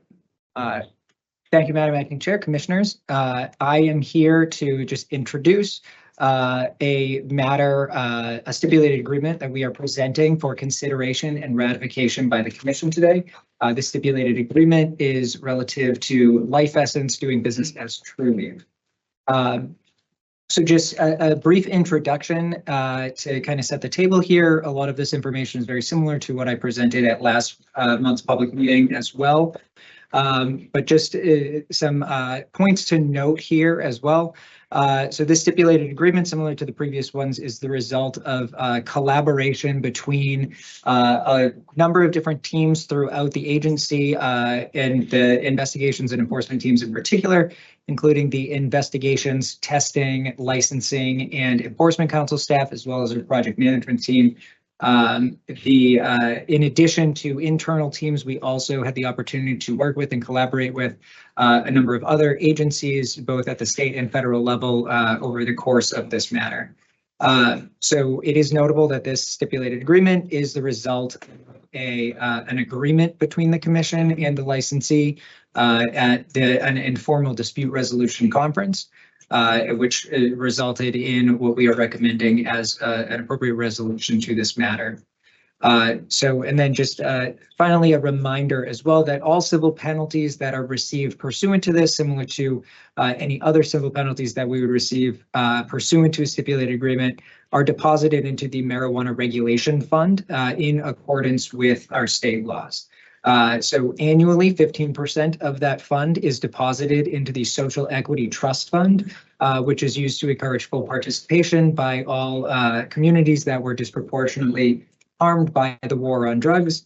And then in addition, the Marijuana Regulation Fund, the money in that fund is used for a number of different purposes, including the administration, implementation, and enforcement of the state's marijuana laws by the Commission and the Department of Agricultural Resources, as well as a number of different other areas such as public and behavioral health programs, public safety, municipal police training, and programming for restorative justice, jail diversion, workforce development, et cetera. Not an inclusive list, but just wanting to highlight some of the good things that the money in that fund is able to be used for. And so with that, I am going to pass it off to Jake to discuss kind of the facts and the findings contained in this, as well as the recommended resolution.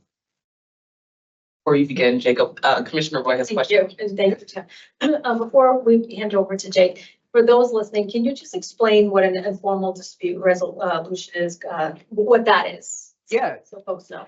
Absolutely. So in terms of enforcement actions, in this instance, a notice of fines was issued, and the kind of the traditional track for that would be going forward with an administrative hearing pursuant to Massachusetts General Laws, Chapter 30A, and going through kind of a traditional administrative hearing with a hearing officer going through that process. Informal dispute resolution is essentially a negotiation to settle the matter short of that hearing. So it is not done as a way to avoid the hearing, but it's a way to really get the parties together to see if there is an appropriate resolution that can be reached before kind of going through the uncertainty of hearing, additional administrative expense, things of that nature. So it's in short, a settlement negotiation. Thank you so much. Yeah, of course. Jacob. Thank you, Madam Acting Chair. Thank you, Tim. Good afternoon, Madam Acting Chair, Commissioners Roy, Margot, and Commissioner Seven. For your consideration is a proposed final order and stipulated agreement which follows the issuance of a notice of fines to Life Essence Inc., which is doing business as Trulieve, from September 20th of 2023. The agreement, as Tim was saying, is the culmination of investigative and enforcement efforts on this matter following reports of workplace safety incidents at Trulieve's Holyoke facility. On May 24th of 2021, Trulieve commenced medical operations at its Holyoke facility. At the time of commenced operations, Trulieve had SOPs dedicated to environmental health and safety, which included SOPs for PPE, industrial hygiene, and respiratory protection. These SOPs provided initial and ongoing procedures for worker safety, monitoring, and workplace safety conditions. Processing activities at the Holyoke facility included the use of a Mobius mill to grind marijuana flower and a rocket box to fill pre-rolls with ground and processed marijuana. Both machines were situated in the pre-roll room, which is a fully enclosed room within the flower production room at the Holyoke facility. All individuals hired by Trulieve throughout 2020 and 2022 went through an initial orientation and training and filled out PPE forms and signed off on Trulieve's Employee Good Manufacturing Practices form. In October of 2021, the Investigations and Enforcement Department received a complaint that alleged workplace safety issues in the cultivation areas of the Holyoke facilities. Violations relative to those issues were resolved through the department's NOD and POC process, the notice of deficiency and plan of correction process, to clarify that. On November 9th of 2021, Lorna McMurray, one of Truliev's production employees, was taken to the Holyoke Hospital with a medical emergency after working in the pre-roll room. Following the medical emergency, Trulieve did not reevaluate its processing activities for potential hazards, offer McMurray a different position, nor did McMurray request a change in position after returning to work. On January 4th of 2022, McMurray had a second medical emergency while working in the flower production and pre-roll rooms. On January 7th of 2022, Lorna McMurray died, prompting this investigation into Trulieve's workplace safety processes by OSHA and the Commission. Through the Commission's investigation, department staff reviewed security footage from November 9th of 2021, the first incident, and January 4th of 2022, the second incident, and interviewed Trulieve employees about their observations of McMurray while she was at work. Employees indicated that after the first workplace emergency, McMurray continued to have trouble breathing, was constantly coughing, and took frequent breaks to use an inhaler while at work. The stipulated two facts of record provide a more detailed outline of Trulieve's operations and events as they took place. On September 20th of 2023, the department issued a notice of fines. Following the issuance of the notice of fines, as Tim was referring to, through multiple informal dispute resolution conferences and continuing negotiations throughout 2022, the parties agreed to resolve this matter, which is reflected in the proposed agreement before you. Through its investigation, the Commission found the following violations. Violation number 1, the failure to comply with its own workplace safety operating procedures relative to personal protection, respiratory protection, and industrial hygiene throughout 2021. Violation number 2, the failure to maintain complete personnel records demonstrated compliance with all training requirements for 35 agents and minimum training requirements for 96 agents at its Holyoke facility. Violation number 3, the failure to process marijuana in a safe and sanitary manner throughout 2021 and 2022. Specifically, the operation of a Mobius mill and rocket box machines that generate substantial amounts of marijuana dust in a small, fully enclosed room near multiple agents without adequate policies or PPE to protect workers from potential hazards. Trulieve also failed to reassess those processing activities for potential hazards after Lorna McMurray was taken to the hospital for the first time for breathing complications and after she returned to work and continued to have trouble breathing. The fourth violation is for the failure to implement standard operating procedures to ensure safety during the use of its Mobius mill throughout 2021 and 2022. At this point, I do want to note that while Trulieve has stipulated to the facts of record and applicable law as laid out in the order, they neither admit nor deny the Commission's findings and violations. Through the proposed stipulated agreement, the parties have agreed to resolve this matter through the payment of a fine and affirmative relief. Those terms and conditions are as follows. A $350,000 fine payable within 30 days.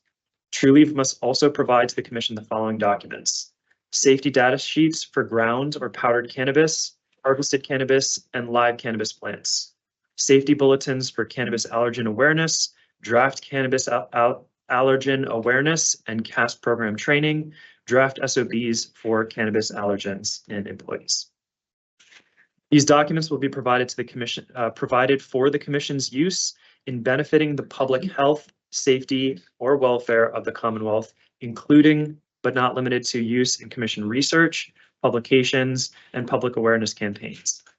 The intended use of these materials is to develop information that will inform the public about cannabis allergens and create recommended best practices for all licensees. As an aside and unrelated to this agreement, on September 5th of 2023, Trulieve notified the Commission that it intended to forfeit all of its licenses and is no longer operating in the Commonwealth of Massachusetts. Before concluding, I would like to specifically thank and recognize the efforts of our acting Chief of Investigations and Enforcement, Nom Kolisi Kumalo, who served as the Director of Investigations throughout the investigative stage of this matter.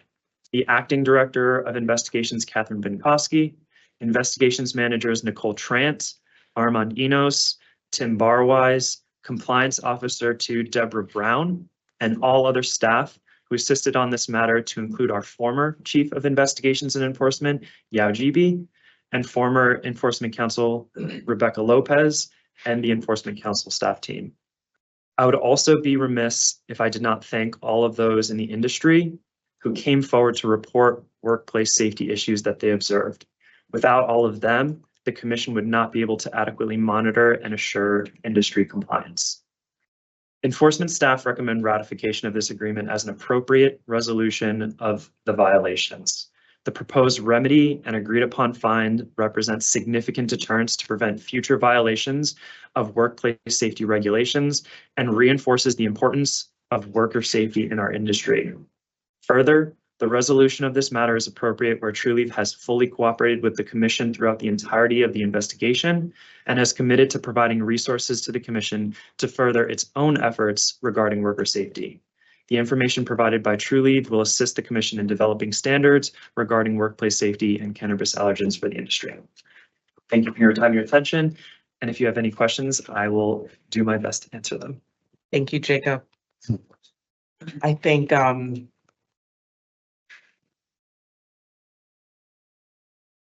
gather my words, because this is such a critical and important moment right now for the agency, given the unique nature of this case. Thank you guys. Thank you to the team and staff. This has been a long time coming. I know there's been a tremendous amount of work that's gone into this. And I also want to just relay that as an agency, the Cannabis Control Commission is here to make sure that licensees operate safely, not only for the public, but also for their employees by prioritizing safe working conditions. And although we cannot go back and rewrite the past, I am hopeful that by having this discussion today and all the work that you all have put into this, we're contributing to a better and safer industry throughout the country, not only here in the Commonwealth. This has already been a long meeting. I know we have more to talk about, but I will not rush this conversation. I'm sure there are questions and comments from my colleagues. At this time, I'll just, recognize whoever wants to ask their questions or provide comment. Commissioner Roy? Thank you. I have a question, Jake, because it was new information to me. The safety, you mentioned the safety data sheets. Can you list again what they're going to provide? And when they do, can you share that with commissioners? I think there was a deadline on that where they have to produce this information. And to Acting Chair's point, maybe information contained in that can benefit not only Massachusetts, but the nation as a whole, because we're learning more and more about cannabis dust and that it's an allergen. And I think there needs to be a lot to look at around that. So if you could just, again, go over what they're going to provide us, that would be helpful. Sure, absolutely. So, it's referred to as Schedule A within the stipulated agreement. You can see that in paragraph 99. And Schedule A is actually the last sheet, the last page of the agreement. And this stipulated agreement is something that will be made publicly available. So anyone would be able to see what is included in Schedule A. But there are 7 documents. So the first document, and it's on page 18 of the stipulated agreement, is a safety data sheet for ground or powdered cannabis, safety data sheet for harvested cannabis, safety data sheet for live cannabis plants, a safety bulletin for visitor cannabis allergen awareness. Number 5 is a safety bulletin for cannabis allergen awareness. And then we have a draft example SOP, or we will receive a draft example SOP for cannabis allergens and a draft cannabis allergen awareness and CAST program training slides. I'd also want to point out that paragraph 99 has sister paragraphs, which would be paragraph 100 and 101, which sort of explain, how the commission intends to use it, and some disclaimers with the material that would be provided. Jacob, when I reviewed this, I think there was this licensee is no longer operating here in the Commonwealth. Correct. These data sheets, what data, is it data from their other operations? Is it, what is the data being generated from? That is a good question. The data would, I don't want to assume.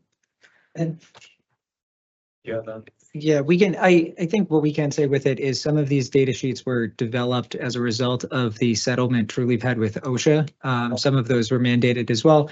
And then the rest of the documentation was developed internally by Trulieve following this incident and also their settlement with OSHA. So it does contain relevant information that we believe could be used by the commission as a tool for further policy development, as well as a tool to kind of put the industry as well as the workers within the industry on notice of some of the information that we learned throughout this investigation, and in particular with regard to cannabis allergens for those workers that are working particularly in cultivation and production manufacturing licensees that are really interacting and touching the plant for extended periods of time throughout the day. So we do believe that these could be used for that. Paragraph 100 does note that they are being provided as is, so there's not necessarily a guarantee for that, but we have had an opportunity to review some of those, and then we'll be getting the rest of those forms as of July 31st that we've deadline. Okay. Thanks. Had a, it's along the same lines because in recognizing that they are no longer operating here, I know our own suitability standards, and we would consider something like this in the evaluation of a potential licensee. Are there other jurisdictions that have similar suitability standards? And is there a way of communicating, assuming that we agree to the stipulated agreement, communicating that to other jurisdictions as well? Could you communicating what? Sure. That we have a stipulated agreement and it's ratified, and these are the terms of that agreement and the findings from the commission here. Yes, so the stipulated agreement will be public. I do believe that in the past we have communicated with our sister jurisdictions that when we have reached stipulated agreements that we have provided that to them, but I wouldn't be able to speak to what they. Okay, but we can provide this information. We can assert that and give this information proactively. We can. Okay. I will request that, so that we're giving this information, understanding, you know, the licensee or they're no longer here in the Commonwealth, but they're still operating in other jurisdictions, that we provide some sort of notification in terms of what we have in front of us and what's been determined here. Okay. Commissioner Roy? Thank you. I just have a comment and then a question. So when we do receive all of the, from Schedule A, all of those 7 items, I would respectfully ask that we hand it over to our research department so they can check the validity and the veracity of the information that's being given to us. Absolutely, and anything further. I would like to note back to paragraph 100, which says that the materials are being provided as is. The intent is still to provide them to our research departments to help us in developing our own policies and potentially regulations related to worker safety. So this information we hope will provide a structure for what we can do, kind of, you know, somewhat related to the recommendations that were provided in the FACE report from NIOSH. And my question is around the fine, and we had talked about this. So for folks listening, with the fine, it's not arbitrary and capricious. We have caps on the fines we can assess. We can only assess fines. We are bound to our regulations and the laws, so we can't go outside of that. So if you could just talk about the fine, and you know, it's not random, it's done intentionally, and it's based on our regulations and what we're bound to. Absolutely. The fine is not random. It is intentional. There is a thought process behind it. What I would point the public to is that here, because this is a medical, this was a medical operator, our regulations would be under 935 CMR 501 rather than 500. The laws are still the same, but I just want to make sure that people understand that there are different regulations. But under 501(3)(360), subparagraph 2, we have a cap or a limit on the amount of fine that we can assess. So what subparagraph 2 says that we can assess an administrative fine of up to $50,000 for each violation. And then the paragraphs underneath it say that the decision to impose any fine shall be identify the factors considered by the commission or commission delegee in setting that amount, and each day during which a violation continues may constitute a separate violation. So based off of these regulations, we have an internal process on how we assess fines. And that is actually laid out somewhat in the notice of fines that was initially issued, where we detail out where there is a dollar amount per violation. In this case, there was one specific violation which incurred a daily fine, which is something that I don't believe we had done in the past. I think this may have been one of the first cases in which we had issued a daily fine. Which was violation 3. Yes. I just have one more question. Yes, please, Commissioner. So, this entity, we talked about that they surrendered their licenses. Okay, but that does not preclude them in the future for coming back into the Commonwealth to do business. That is correct. They are still able to come back to the Commonwealth. I can't speak on what they may or may not do. Right. But yes, they could. I have a follow-up question to that, and that also goes back to that suitability review and evaluation. They would still be subject to an evaluation and review, taking this into consideration. So I'd like, Tim, do you want to? All right, I'll point you to paragraph 104, which is on page 15. And that specifically speaks to the facts that we may consider this order and the facts and circumstances described herein in connection with the review of an application for licensure, renewal of licensure, or suitability review. And then it has some additional language, which was agreed upon language, is that notwithstanding the foregoing upon their full satisfaction of the monetary fine set forth in paragraph 97 and the conditions therein, so the receipt of the affirmative relief, their licenses shall have been deemed to be relinquished in good standing. And they shall not be subject to a mandatory disqualification or presumptive negatives as a result of the violations contained in this order. Thank you, Jacob. And when you were going through the summary, you mentioned this, there's not an admission of, I don't want to paraphrase the wrong way, an agreement to the details.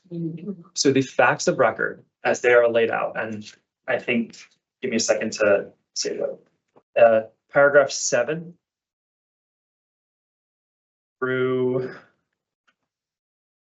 81, those are stipulated to. Those are agreed to facts.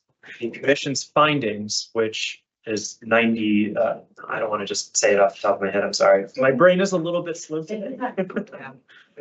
It's important. The commission's findings, which is paragraph 90.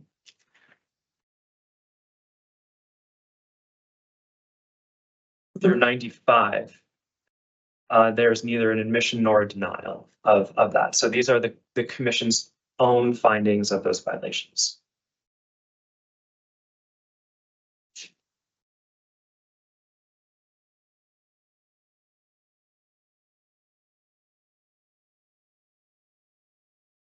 Are there any other questions or comments from members of the commission?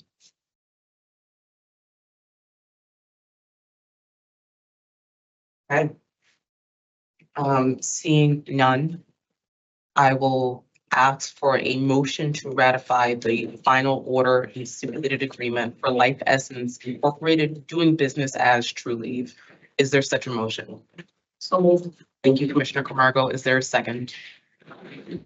Second. Thank you, Commissioner Stebbins. The motion was made by Commissioner Camargo and seconded by Commissioner Stebbins. I'll now do a call the roll. Commissioner Camargo. Aye. Commissioner Roy. Aye. Commissioner Stebbins. Aye. The chair votes aye. There are 4 in favor and none opposed. The motion passes. I want to take a moment to extend my condolences to Lorna Murray and her family who've gone through unimaginable grief. So I just want to extend my condolences to the family. Now, thank you so much, Enforcement Council team. Were there any additional comments that you all would like to make before I move on to the next item on today's agenda? Thank you. Madam Chair, may I- Yes, Commissioner I Howard. just want to say thank you. I know that we met yesterday to sort of go over this. This is very intense. And you guys have done a really good job of also explaining it to, at least to me. I know that you met with all the other commissioners, but thank you so much. And I know you guys are fully prepared for this. And it's been a while that you guys have been working on this stuff. And for me, as a former victim witness advocate that worked in the DA's office, the only thing I could think about yesterday was the family and what they've been going through. And to know that you guys are on our team here and your team and other folks that you work with, and you're going through this like diligently as a commissioner, I know that we all appreciate it, but thank you, because this stuff is, we like to lead in Massachusetts, but not with this kind of stuff. So I really appreciate it. Thank you, Commissioner. Thank you.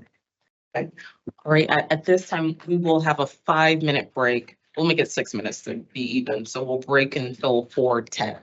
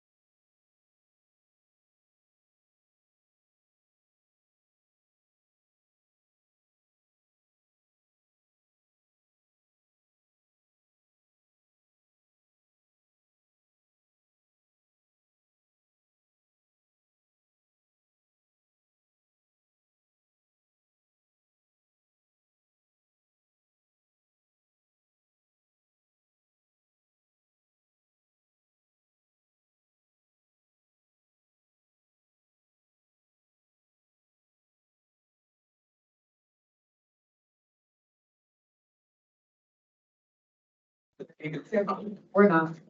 All right, we're back. Okay, so that brings us to the next item. Now in commission discussion and votes.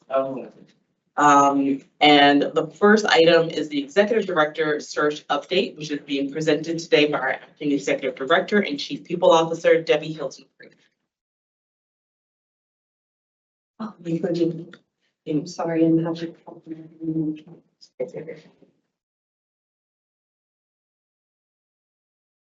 All right.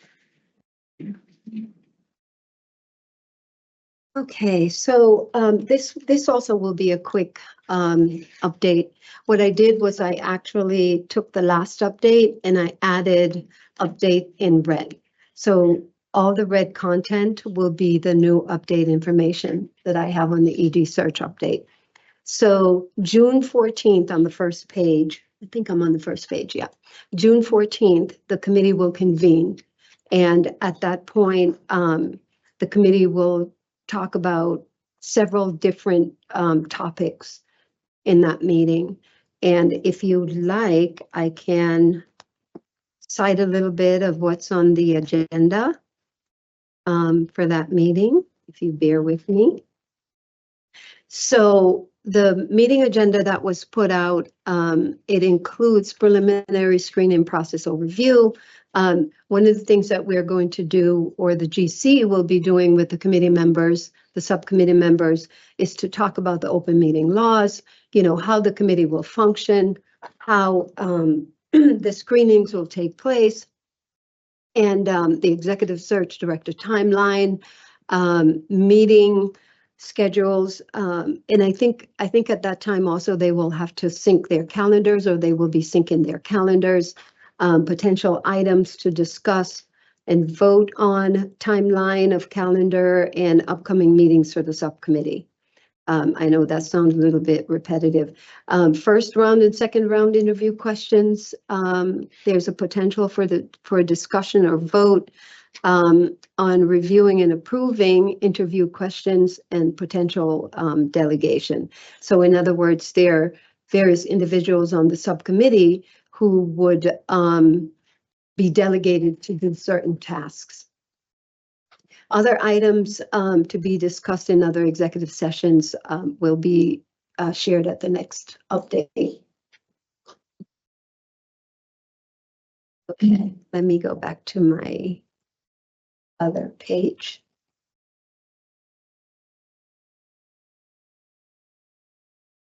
Okay.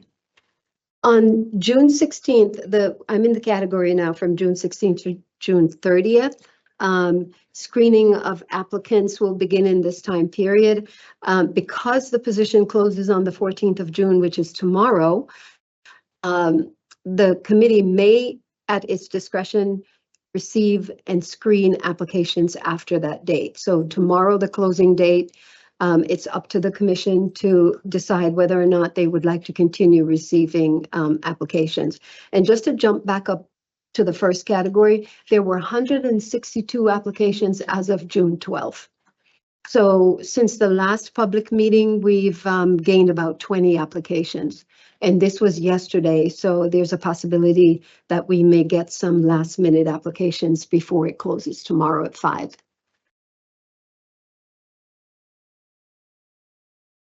On the last update, there were also a couple errors that I corrected. And one of them is the next one that you see in this particular category, where it talks about subcommittee makes recommendations to voting members as to which candidates are moved forward for interviews. Subcommittee chair informs full commission at that point. So the chair of the committee will be the conduit to keep commissioners informed in terms of the process and where we are. Scheduling of the first round interviews, and I added most likely will be in-state candidates for this time period. We're looking at July 1 through July 13th.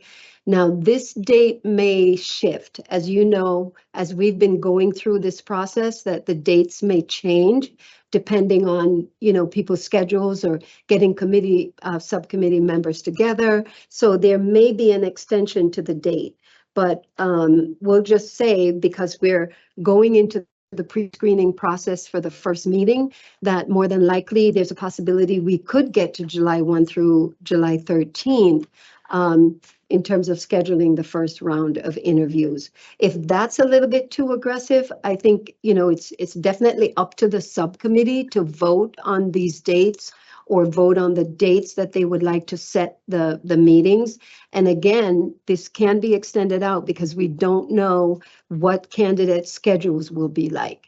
We're just estimating that there's a possibility that we could get through this process within this certain timeline. But it really does depend a lot on whether or not candidates are available to come in for interviews and when they are available to come in for interviews. And Madam Acting Executive Director, we are, this timeframe, when you're noting, we'll most likely have in-state candidates, that is operating under the assumption that we're having in-person interviews for the initial rounds. Yes, yes. And that's probably a topic that needs to be considered with the subcommittee when they convene on the 14th, which is tomorrow. Okay, and it could possibly extend into August, depending on whether or not you go with out-of-state candidates, because it's a little bit more difficult, as you know, to travel to another state to do an interview. And more than likely, most of the individuals who are applying are probably already gainfully employed. So moving on to July 14th through the 31st, first round interviews are conducted. And again, you know, it just depends on availability of the candidates and of course, the internal work that the subcommittee is doing. August 1st through the 15th, second round of interviews are conducted. We're scheduling, and if you notice, every time we complete a round, we're already in the process of scheduling the next round so that we don't lose any time. And again, you know, it depends on candidates and their availability. The next one, August 22nd through September 15th, I didn't really update this. Final round of interviews conducted here, candidates to interview a public meeting, and that would be the final number of candidates that the commission chooses to interview. Once we have the final round, then we will schedule those individuals for the public meeting, and we're thinking in September. So this could even move to the first week or the first public meeting in October. So that's a possibility. September 16th to the 30th, this is where the commission now gets to decide who is going to be the new ED. And there is some time here, because if you see from the 16th through the 30th, if you're making a decision here, if some of the interviews are pushed out, they may occur during the 16th through the 30th, like the final round, which gives you a little bit of a buffer. And so you conceivably could have a new ED by the end of September. And then, of course, the offer made to the selected candidate and start date would be at the discretion of the commission. I wanted to clarify an earlier statement just about the closing date. The official closing date is on Saturday, the 15th.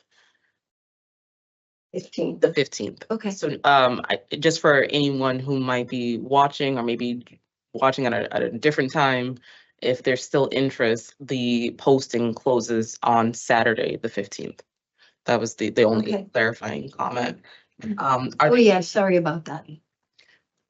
Commissioner Roy? Thank you. Thank you so much, Debbie. This is really comprehensive. And I know we hear it in the press and we read it, we're behind schedule, we're behind, but you know, part of it was our fault because we didn't get this job description buttoned up until practically April. So you really couldn't start to promote it till we did our work. And that was to create this job description. So that kind of held you up for moving forward. And this is a commission-led initiative. So Debbie, you're like more in the supportive role. So I just want to say the 5 months is not your fault. We needed to do our work before you could move forward with your work. And so I just wanted to correct that narrative that's been out there. Thank you, Commissioner Roy. Are there any other comments or questions? May I make a Yep. comment, a follow-up comment? So yeah, I'm not really aware of what's out there. And I do that on purpose. But it's kind of natural. This is kind of a natural progression. You know, that there's going to be delays for, you know, for specific reasons. So, so I thank you for that comment, Commissioner Roy, but I don't take, you know, it happens. It just happens. So thank you. Thank you, Debbie. Are there any additional questions or comments? Madam Acting Executive Director, did you have any additional information to share at this point under this item?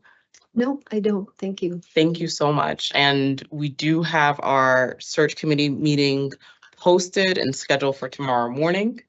And I know I will see you again then. We'll have a short break in between now and then, but thank you so much for all your work on this. Commissioner Roy? Thank you. And Madam Acting Chair, I think you're the chair of that committee. So will you be providing us updates moving forward? It can be a combined, I guess, is that a request that you have? I don't know. It's question/request, I guess. Yeah. Usually, our acting ED and CPO has been providing the updates. I don't see a reason to change it. This has been really descriptive and informative, but I welcome any sort of comments that you might have. Yeah, because this is commission led, so I didn't know if you would be, as you're the chair, I didn't know if you would be providing it. I don't see any reason to change it, but I can if that was another comment. Okay. Also, the subcommittee meetings are public, so we will have that before the public as well. Thank you, Debbie. Welcome. Thank you. All right, so that leads us to the next item on today's agenda, which is CCC Key Priorities and Operational Changes, and that is being presented by myself. So the purpose of this discussion is to address ongoing structural challenges that cannot wait, they're timely. Notably, with the executive director applications closing within days, and the hiring of much needed staff, as well as addressing concerning allegations that have been brought forward. I want to clarify a few things. First, that we are not replacing, and that is not a proposal to replace our acting executive director with anyone. The goal is for chiefs to share the workload so that the acting executive director can prioritize the HR matters that need some much needed attention. From a day-to-day operations perspective, this is a limited delegation with a minimal impact. Nothing changes for the vast majority of staff. The main people who this will impact are the chiefs of the commission. As of May 30th, there were 19 unfilled positions, and today, as noted earlier in the conversation, we've surpassed 20. Now, this impacts the structural integrity of the agency and impacts our overall budget. Some of those positions include our executive director, deputy general counsel, associate general counsel, hearing officer, director of operations, chief of investigations and enforcement counsel, but that's recently been changed. And again, congratulations to Timothy Gooden, director of investigations, HR manager, 2 project manager jobs that were posted in November, a director of operations that was improved in December, as well as an executive assistant role that is integral to not only the commissioners and the executive director's functions, but also several members of the team, including the investigations and enforcement team. And as was noted earlier today, there are currently 4 people who are solely responsible for HR matters, and that includes our acting executive director and over 130 staff. There's no HR director, there's no HR manager. There's also a lack of guidance to staff on the proper process to approaching human resources concerns. As has been noted time and time again, we are getting the work done for the industry and we continue to do so. The commission did not have the luxury of building the workplace before building the industry. And we have to do the internal work to address what is evident to anyone who's been paying attention. It's not that anyone is getting it wrong or has got it wrong. It's that we need to get the job done. We should always be working on improving our culture.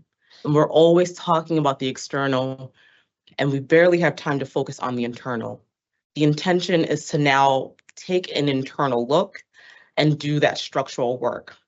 As noted earlier today, our general counsel is leaving, and our legal team and HR teams have been very busy with a lack of resources and structural challenges. There is immense professional strain, and I frequently mention bandwidth concerns at our public meetings. It's about getting the support that we need here. We need a responsive human resources team that is operating at full strength and full capacity. There's been an increase in personnel information leaving the agency. Clearly, we need to examine our existing policies to ensure staff confidentiality and safety. This agency is filled with people that have stepped up time and time again, and our acting executive director is one of those people who has stepped up and stepped up in a tremendous way. We have faith in the staff's ability to continue their work, and we need to be responsive to the evolving needs of the agency. Right now, the priority is finding a new permanent executive director. We have important obligations to meet for the industry to continue to thrive, while also building out the agency and demonstrating our ability to course correct. I will thank you all in advance for a constructive conversation where there is deliberation. And ultimately, this is a commission decision as a collective. The language of the motion has been updated to incorporate input from the chiefs. And at this time, I have the motion language that I will introduce now. I would seek a second. There's a motion to direct the acting executive director, Debbie Hilton Creek, to prioritize her chief people officer, hiring and human resources duties, until a new executive director is hired and onboarded, and to delegate the following responsibilities to the commission's chiefs to effectuate that purpose. The general counsel to oversee all legal issues affecting the commission, including but not limited to labor and employment, contracts and procurement, litigation and claims, public records, open meeting law, ethics, and the promulgation of regulations. The Chief of Investigations and Enforcement to oversee all matters related to investigations, compliance, enforcement actions, and licensing matters otherwise delegated to the Executive Director. The Chief Financial and Accounting Officer to oversee and lead in budget preparation, spend planning, procurements, funding, books of account and accounting records. The Chief Technology and Innovation Officer to oversee all information technology, cybersecurity, and internal control planning. The Chief Research Officer to oversee all research activities mandated by statute, consistent with the overall goal to support the work of the Commission and be a leading cannabis research resource center. The Chief Communications Officer to oversee all activities regarding traditional communications, digital and creative services, government affairs, and equity programming and community outreach. In the event of an absence of a chief, the directors of the respective departments will have oversight of their individual business units and activities. Is there a second? Point of inquiry. Is there a second? Point of inquiry. There's a motion on the table. There's also an opportunity for discussion after. A second does not mean that you agree to the motion. Is there a second? I'll second the motion. Thank you, Commissioner Steffen. Discussion. You can now enter discussion. Commissioner Rowe. Okay.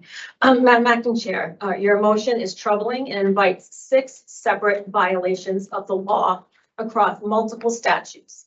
The CCC has no authority to change the law, nor does it possess the authority to pick and choose which laws to follow and which to violate. Chapter 10, Section 76J clearly, completely, and specifically addresses the acting ED's authority. None of the broad language in 94G would allow us to violate highly specific language in Chapter 10, Section 79, or Massachusetts General Law, Part 1, Title 3, Chapter 29, Section 1. Any broad discretionary language in 94G cannot be utilized to usurp specific enumerated powers in the enabling statute. This motion language is a violation of the law and, quite frankly, an abuse of power by the Commission and its authority, and I will list the separate violations of the law. Number one, the executive director shall be the person with skill and experience in management. Number two, the executive director shall be the executive and administrative head, singular person, not 5 people of the commission. The executive director shall be responsible for administering and enforcing the law relative to the commission and to each administrative unit thereof. Singular responsible for each administrative unit thereof. In the case of the absence or vacancy in the office of the executive director, or in the case of a disability as determined by the commission may delegate an acting executive director to serve as ED until the vacancy is filled or the absence or disability ceases. Debbie is neither absent nor disabled. The acting executive director shall have all the powers and duties of the executive director and shall have similar qualifications as the executive director. You cannot undo the enabling statute where the powers are enumerated and create effectively no executive director, delegating her authority to 5 people, which shall have no oversight. This is a violation of the law. Thank you, Commissioner. Are there any other questions or comments? Commissioner Stebbins? Thank you, Chair. And thank you, Commissioner. Appreciate the points that you raised. In thinking about this motion today and the way it was reworded, brought me back to how we evaluate a permanent executive director.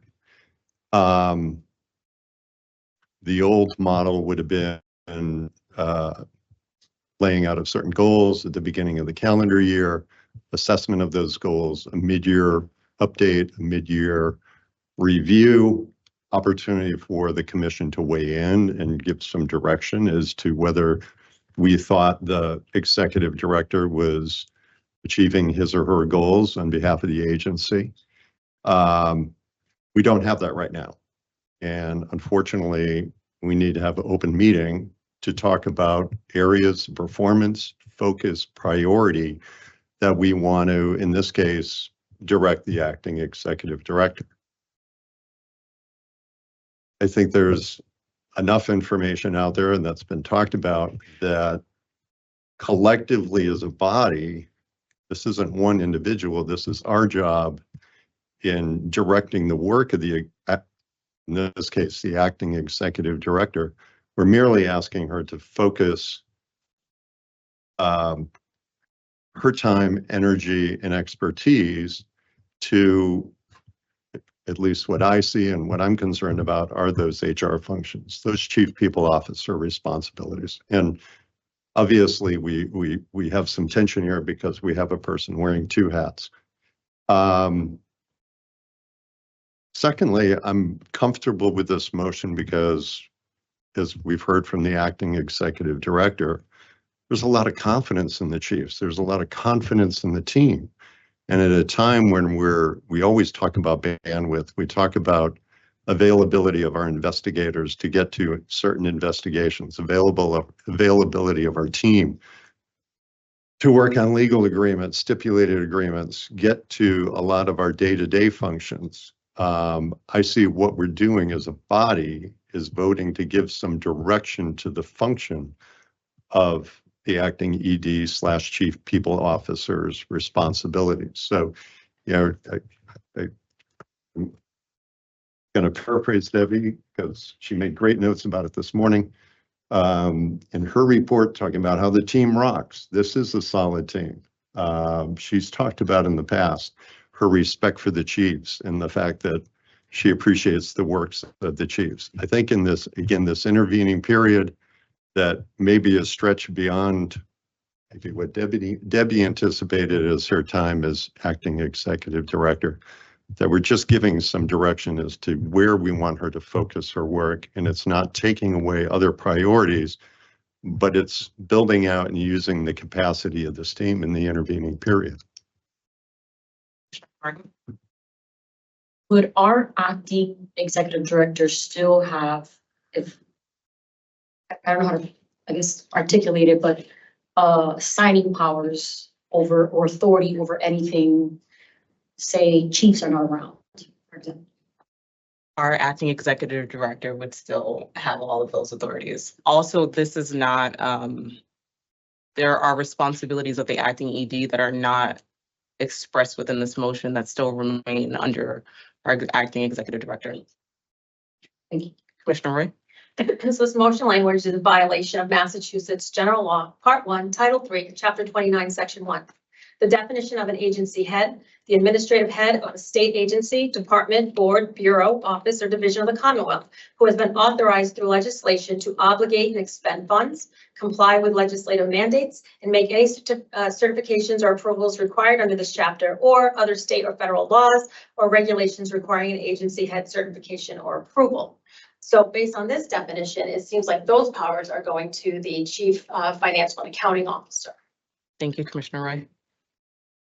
Are they? Commissioner Camargo, do you want to bring in the general counsel as a legal No, question? you, because you're sponsoring it.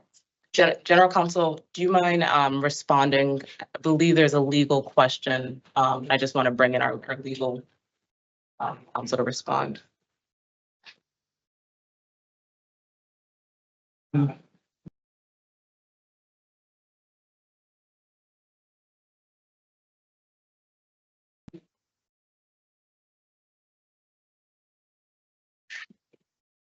Welcome back. Counsel.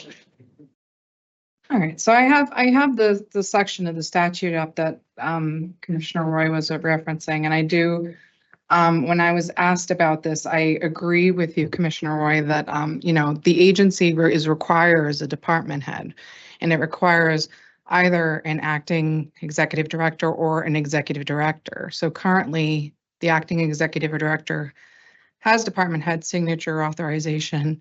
And I believe from this motion language would still be the executive and administrative head of the commission and still with responsibility for administering and enforcing the law relative to the commission and to each administrative unit thereof.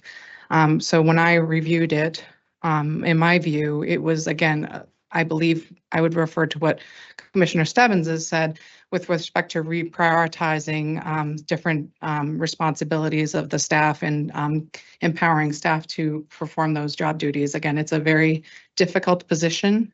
We understand that as we go through the hiring and onboarding process for a new executive director. And then CPO position is obviously a very time-consuming role, as we've seen from managing all of the HR projects and hiring and other issues that arise in labor and employment. So that would have been my when I took a look at the motion language and took a look at the statute, I believe that it's in line with that. Thank you, Christina. Commissioner Roy. Christina, could you explain how this motion language is not in violation, Chapter 10, Section 76J, specifically the acting executive director shall have all the powers and duties of the executive director? How is that this motion language not in violation of this enumerated power?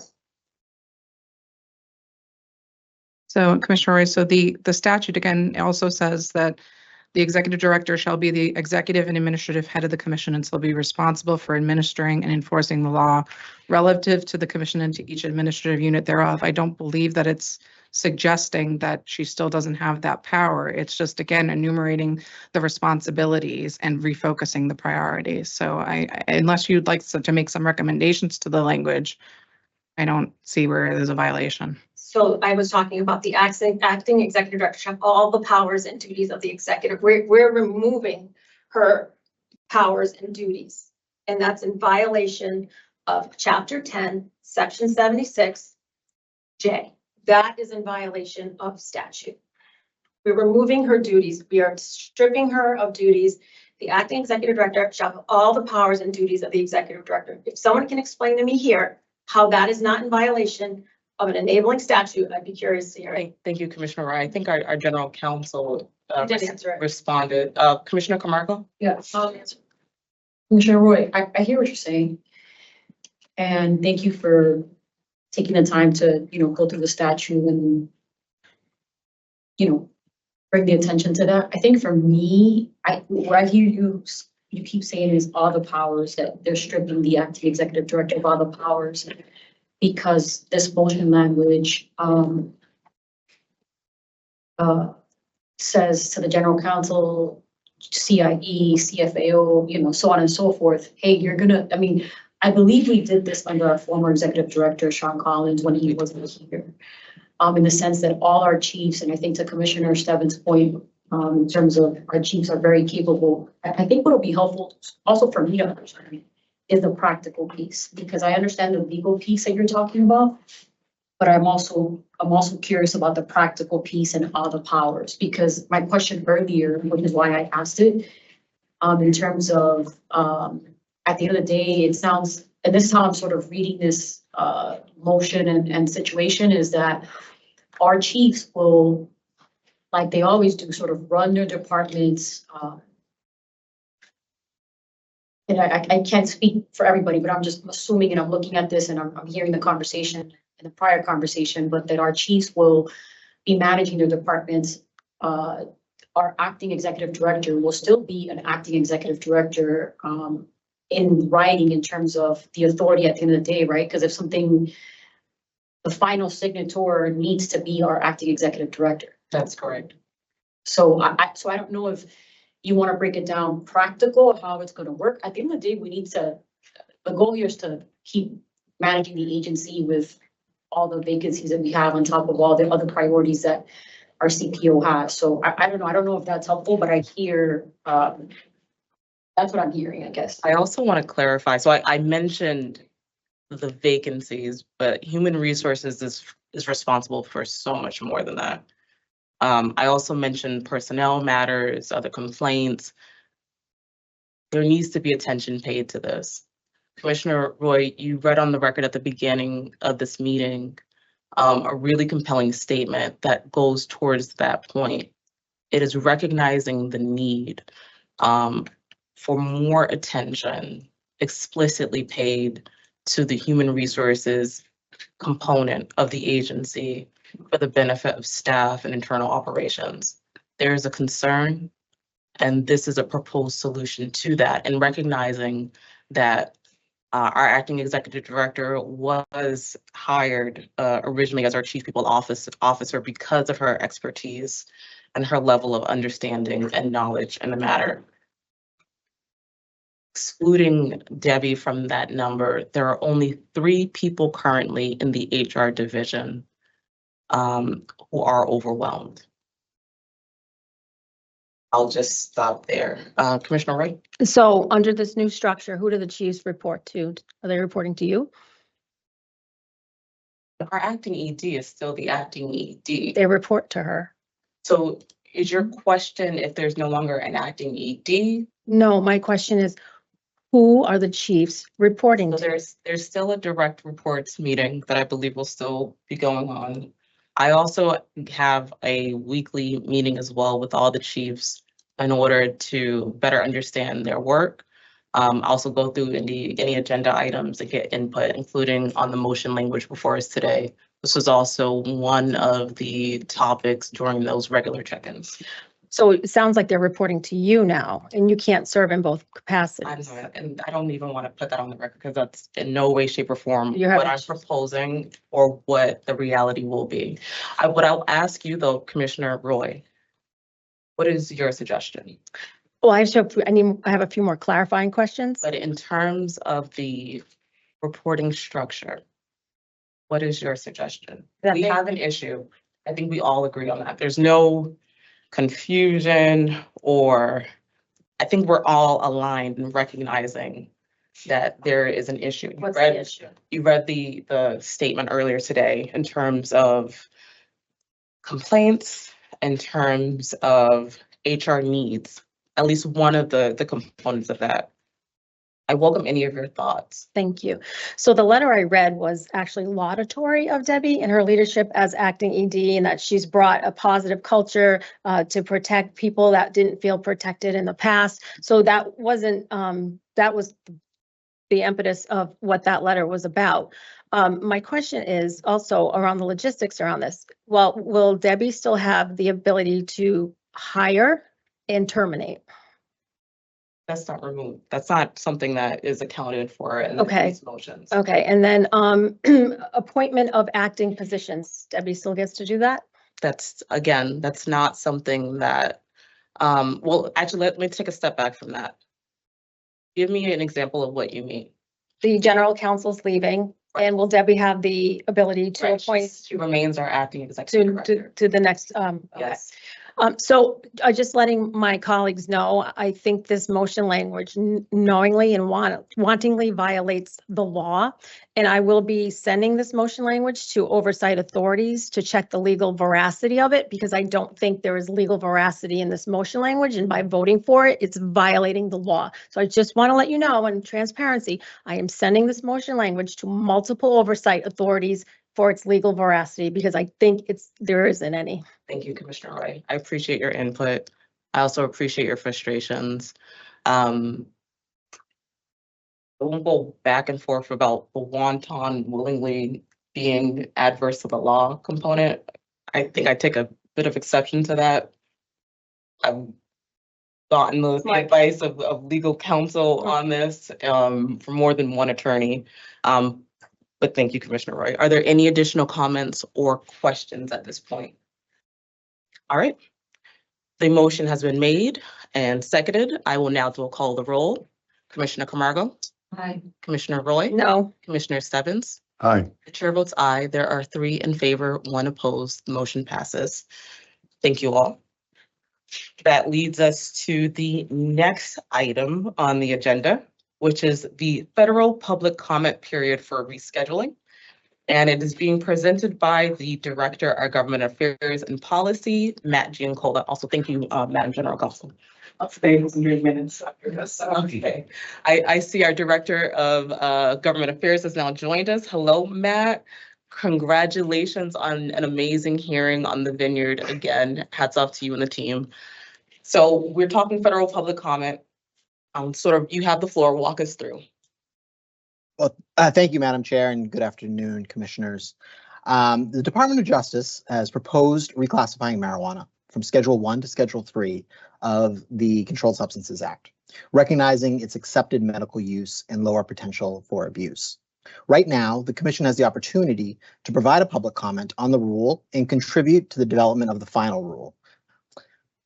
So the proposed rule has been developing for some time. In October 2022, President Biden initiated a review of federal cannabis policy, focusing on evaluating its scheduling status under the CSA, Controlled Substances Act. In August 2023, the Department of Health and Human Services recommended to the Drug Enforcement Administration that the rescheduling of marijuana from Schedule 1 to Schedule 3 is recommended, acknowledging the potential medical use and lower abuse potential of marijuana. Also in September 2023, the Congressional Research Service released a document to Congress outlining potential implications of rescheduling marijuana to Schedule 3. In May of this year, the DEA announced its intention to reclassify marijuana as a Schedule 3 and also released the proposed rule to the Federal Register. Now there is a public comment period. Public comments are due July 22nd, 2024. Next slide, please. So as part of the federal rulemaking process, the Department of Justice has opened up the public comment period where the public can submit written testimony and data via an online portal. Public comments are important because they can influence policy decisions, impact regulatory outcomes, and provide additional data and insight for agencies. Public comments provide an opportunity to ensure that diverse perspectives and experiences are considered. While the Department of Justice is not permitted to base its final rule on the number of comments in support of the rule or those in opposition to it, constructive, information-rich comments are more likely to have an impact on regulatory decision-making. At the end of the process, the DOJ must base its reasoning and conclusions on the rulemaking record, consisting of the comments, scientific data, expert opinions, and facts accumulated during the pre-rule and proposed rule stages. Comments submitted help make sure a variety of voices are heard when considering a rule that impacts so many businesses and individuals. Since the public comment period opened on May 21st, there have been more than 15,000 public comments submitted on this proposed rule from individuals, businesses, agencies, and anonymous individuals. Other agencies are also planning on submitting comments, such as the states of Colorado and Maine, Cannabis Regulators Association, etc. So the Commission's public comment, if it chose to submit a public comment, it could include a variety of information, such as expressing support for the Department of Justice and HHS's recognition that marijuana does have medical use, asking for additional information or clarification on how this would impact states with legalized medical and adult use programs in place. It could propose suggestions on how implementation could or should look. It could address broader implications of rescheduling, such as the need for further legislative action by Congress to potentially deschedule marijuana or create a new classification. It could highlight ongoing federal state cannabis policy gaps, urging Congress to take additional steps to harmonize federal and state law. Could reiterate, clarify, or correct any data used from Massachusetts in HHS or DOJ's rule. And it could respond or reiterate support for other public comments. So based on the public comment, the DOJ can do one of three things. One, it can terminate the rulemaking, leaving marijuana as a Schedule I drug. It could also make minor changes to the rule and proceed with the final rule. It could also move forward with the rule as is after concluding the proposed rule will help accomplish the goals or solve the problems identified. New final rules must be sent to Congress and the Government Accountability Office for review before they take effect. Major rules, ones that are economically significant, must be made effective at least 60 days after the date of publication in the Federal Register, allowing time for that congressional review. Individuals and corporations can challenge regulations in court, claiming that they have been or will be damaged or adversely affected in some manner by the regulation. If a court vacates part of the rule, the agency may need to correct deficiencies, reopen the comment period, or restart the rulemaking process. So we are very much still in the thick of things and in the early days of any potential rule change at the federal level. So now would be an opportunity for the Commission to share its thoughts with the Department of Justice. And if it so chooses, I do have some potential motion language that may be helpful. And then before I break, similar to how we conduct our legislative and executive branch outreach, the Government Affairs Policy team and some of the other departments here, we could certainly coordinate on a draft letter, share it with the commissioners for their edits, feedback, and comments before finalizing anything that is submitted ultimately. So thank you, commissioners. I really appreciate it. Thank you, Director Giancola. Is there a way to just have the proposed motion language on the screen for us so we have it just available to review? Let me see if I can pull that up. Yeah, one moment.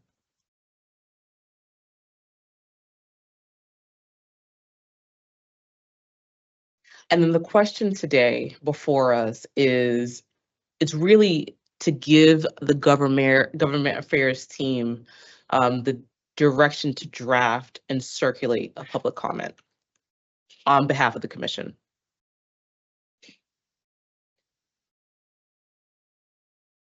Matt, is that correct? Yeah, absolutely. And I think it would also be helpful to share that the commission doesn't necessarily need to take a stance on whether it supports moving cannabis from Schedule I to Schedule III, or it is in opposition to it. The commission could choose to just share feedback on the Massachusetts model. What have we been doing here in the Commonwealth that has caused so many other states to reach out and want to emulate what we are doing? Sharing feedback about the success of this industry and the success of our compliance framework. Those items could be very helpful for the federal government to see in writing and to understand what successful state programs for adult and medical use look like. So it doesn't not necessarily need to incorporate a recommendation on the proposal to convert from Schedule I to Schedule III, but it could share some more, helpful background information that they might find helpful. So the submission deadline is July 22nd. Our next public meeting date is July 11th. I would imagine that the entire commission has input in terms of what a formal comment from the commission should include. But I want to give everyone the opportunity to bring those ideas and thoughts forward after, really understanding what the ask is. How long does the team need? So if we were to, let's say, revisit this conversation input from commissioners at the July 11th meeting, would that be enough time? Would there be enough time then to incorporate the input and then draft something and submit it by that July 22nd deadline? Oh, absolutely. Yeah, that would be plenty of time. What our teams could do is have something drafted, circulated, and receive feedback from commissioners prior to July 11th, have something ready to go for the meeting on the 11th, and then and subsequently finalize the document and share it with the federal government. Okay. So I'll ask my colleagues, if we, let's say, to conclude today's conversation, there's a request to provide Matt and the team with our input and perspectives from now until, let's say, the 8th, so that we can then have a full conversation on the 11th and then vote on what is incorporated at that point. How do you all feel about that? It sounds like a good timeline. Okay. Matt, how does that sound to you? Plenty of time, absolutely. Okay. Okay, so I won't seek a motion at this time. I'll just ask, go ahead, Commissioner Stephens. Yeah, no, I think, first of all, Director Giannicola, thanks for the presentation. I think we all want to weigh in. I think Massachusetts has a lot to offer when it comes to comment and testimony on this. And I think Director Giannicola hit some of the highlights. It's, success we've had in Massachusetts on the rollout. A lot of data that we've collected, what descheduling might mean to the Massachusetts industry as a whole. So, I mean, I like some of the themes that he was rolling out, and I think we'll see that as we look over a draft, but I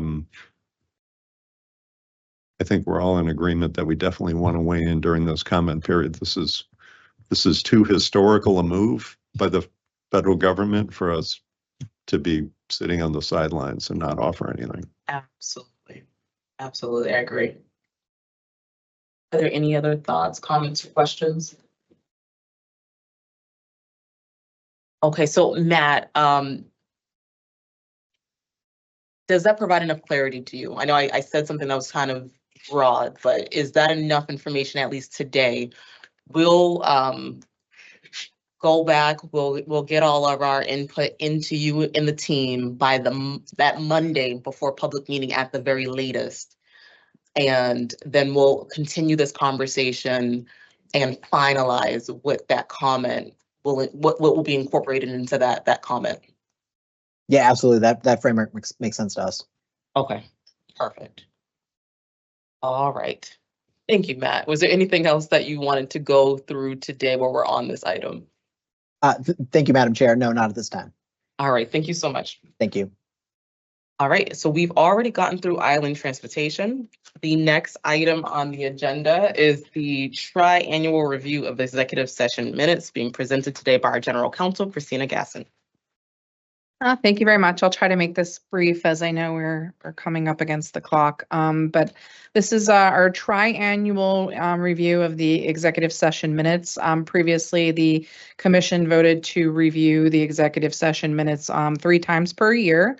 Again, I'd be remiss without thanking my legal department for diligently performing this task and reviewing commission meetings, preparing both executive and public meeting minutes. When I arrived at the commission, we had a very large backlog, and that was because of the commission's Chapter 180 regulatory review in 2023, which I'm sure you all remember, where sometimes you had meetings and it was 5 meetings per week. So that 5 meetings per week means a lot of minutes to review. So I'm happy to state that since February 2024, we have submitted 23 sets of minutes for the full commission's review and approval. As we discussed a little bit this morning when we were talking about the minutes, the legal department transmits the minutes to the full commission. The secretary has custody of the approved minutes and is charged with certifying the minutes if called to do so pursuant to Chapter 10, Section 76G. As we know, we've reviewed the executive session minutes.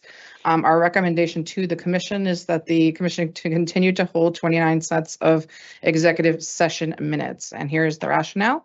Legal has reviewed the rough draft of 2 executive session minutes concerning the protective order entered into in the Korea case and determined that the commission should not release these minutes because the protective order is still in effect.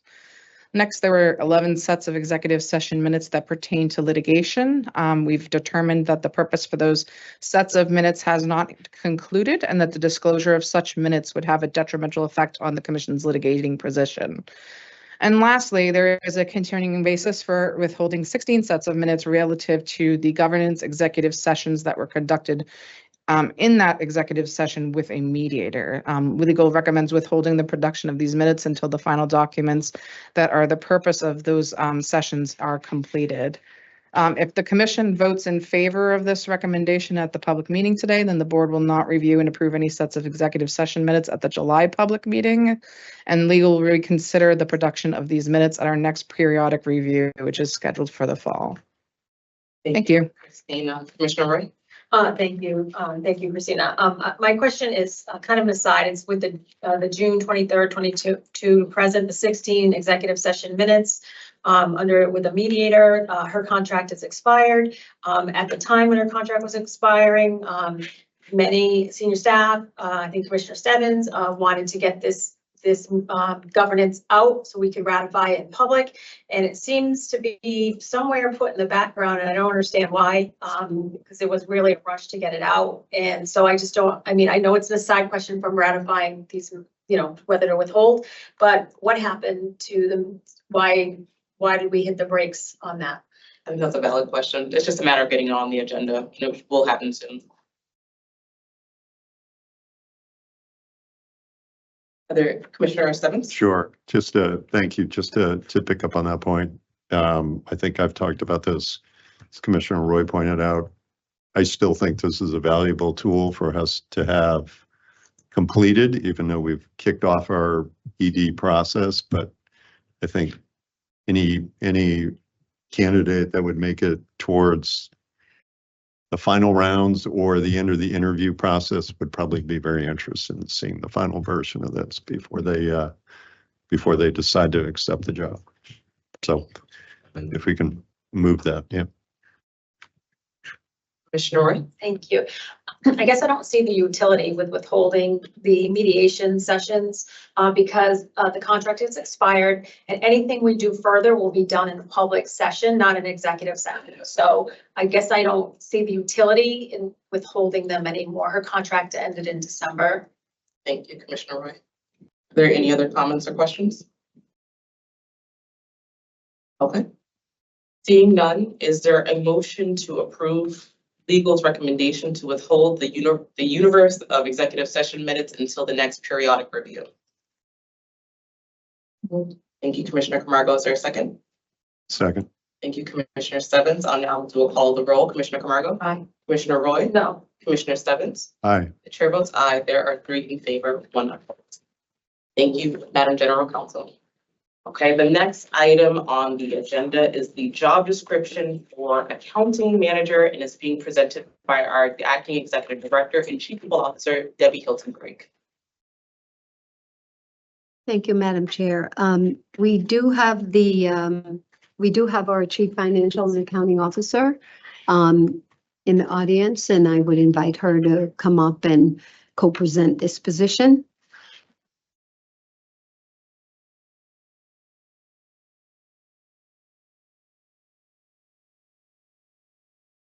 Welcome, Lisa. Lisa. Good afternoon. Good afternoon. Hi, Lisa. How are you? Okay. So no, I was gonna just give a quick preface of how we came to this conclusion. So as you know, Lisa is very new with us. She just started a couple months ago, and she is in the process of really building her team. So Lisa has several positions, and you can see there, if you can recall from the presentation I did earlier on the open positions, there are a couple positions that she's filling. But at the same time, she's looking at the talent that she has on her team and trying to determine what's the best way to utilize her talent that she has right now. So this is part of the reason why we're submitting this new position, this new role. This is not an additional position, so it's really important for you to realize that it's not a new position. This is a reclassification of a position that we already have. However, the job title is new and there would be added responsibilities to the role. So. Thank you, Debbie. You're welcome. Please. Good afternoon. We have 3 fiscal specialist positions in the finance department. Right now, 2 of those are vacant. We would like to take the existing one with an internal position and reclassify it as an accounting manager. This person will be responsible for overseeing the fiscal specialist positions, the day-to-day transactions, training of staff, not only the finance staff on their transactions, but also a resource for non-finance departments to have some contact to get questions answered. And what this will do is alleviate a lot of the responsibility that the budget director has now, because we would like to see that position focused on budget management, budget reporting. So this will take that day-to-day oversight of the finance department and move it to an accounting manager position.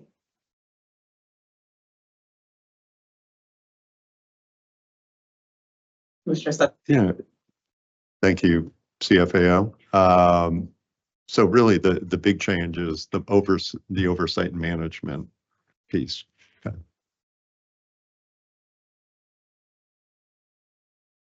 Any other questions? Okay. Lisa, thank you so much. Thanks for hanging in there all day. So I will now ask, is there a motion to approve for posting and hiring the position of accounting manager? So moved. Thank you, Commissioner Stebbins. Is there a second? Second. Thank you, Commissioner Roy. I'll now call the roll. Commissioner Camargo. Aye. Commissioner Roy. Aye. Commissioner Stebbins. Aye. The chair votes aye. There are 4 in favor, none opposed. Okay, that concludes our commission discussion and votes. Do not have new business. The next meeting date is July 30th, 2024. Commissioner Stebbins. Just to offer as a reminder. Oh my goodness. What? July 11th is the new next meeting date. Did I say July 4th? 30th. 30th, July 11th. That's all right. Just a reminder, thanks to our team, Commissioner Roy's input, the final version of the communication and survey on the accounts receivable issue has been prepped by our team. It's ready to go out next week. And I only mention that to ask people to be aware of it. And probably the deadline would be before our next meeting, so we wouldn't have time to remind folks again, but to look for it in their inbox and again, share with us any information that you want about the topic and what you're trying to do to address the topic and how impactful the topic is being on your business.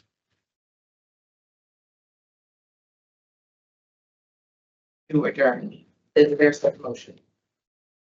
So move. Thank you, Commissioner Stebbins. Is there a second? Second. Thank you, Commissioner Roy. Now they'll call the roll. Commissioner Camargo. Aye. Commissioner Roy. Aye. Commissioner Stebbins. Aye. The chair votes aye. 4 in favor, none opposed. See you all. Well, Commissioner and Acting Executive Director, I'll see you tomorrow. But for everyone else, the next meeting date, July 11th, 2024. Thank you so much.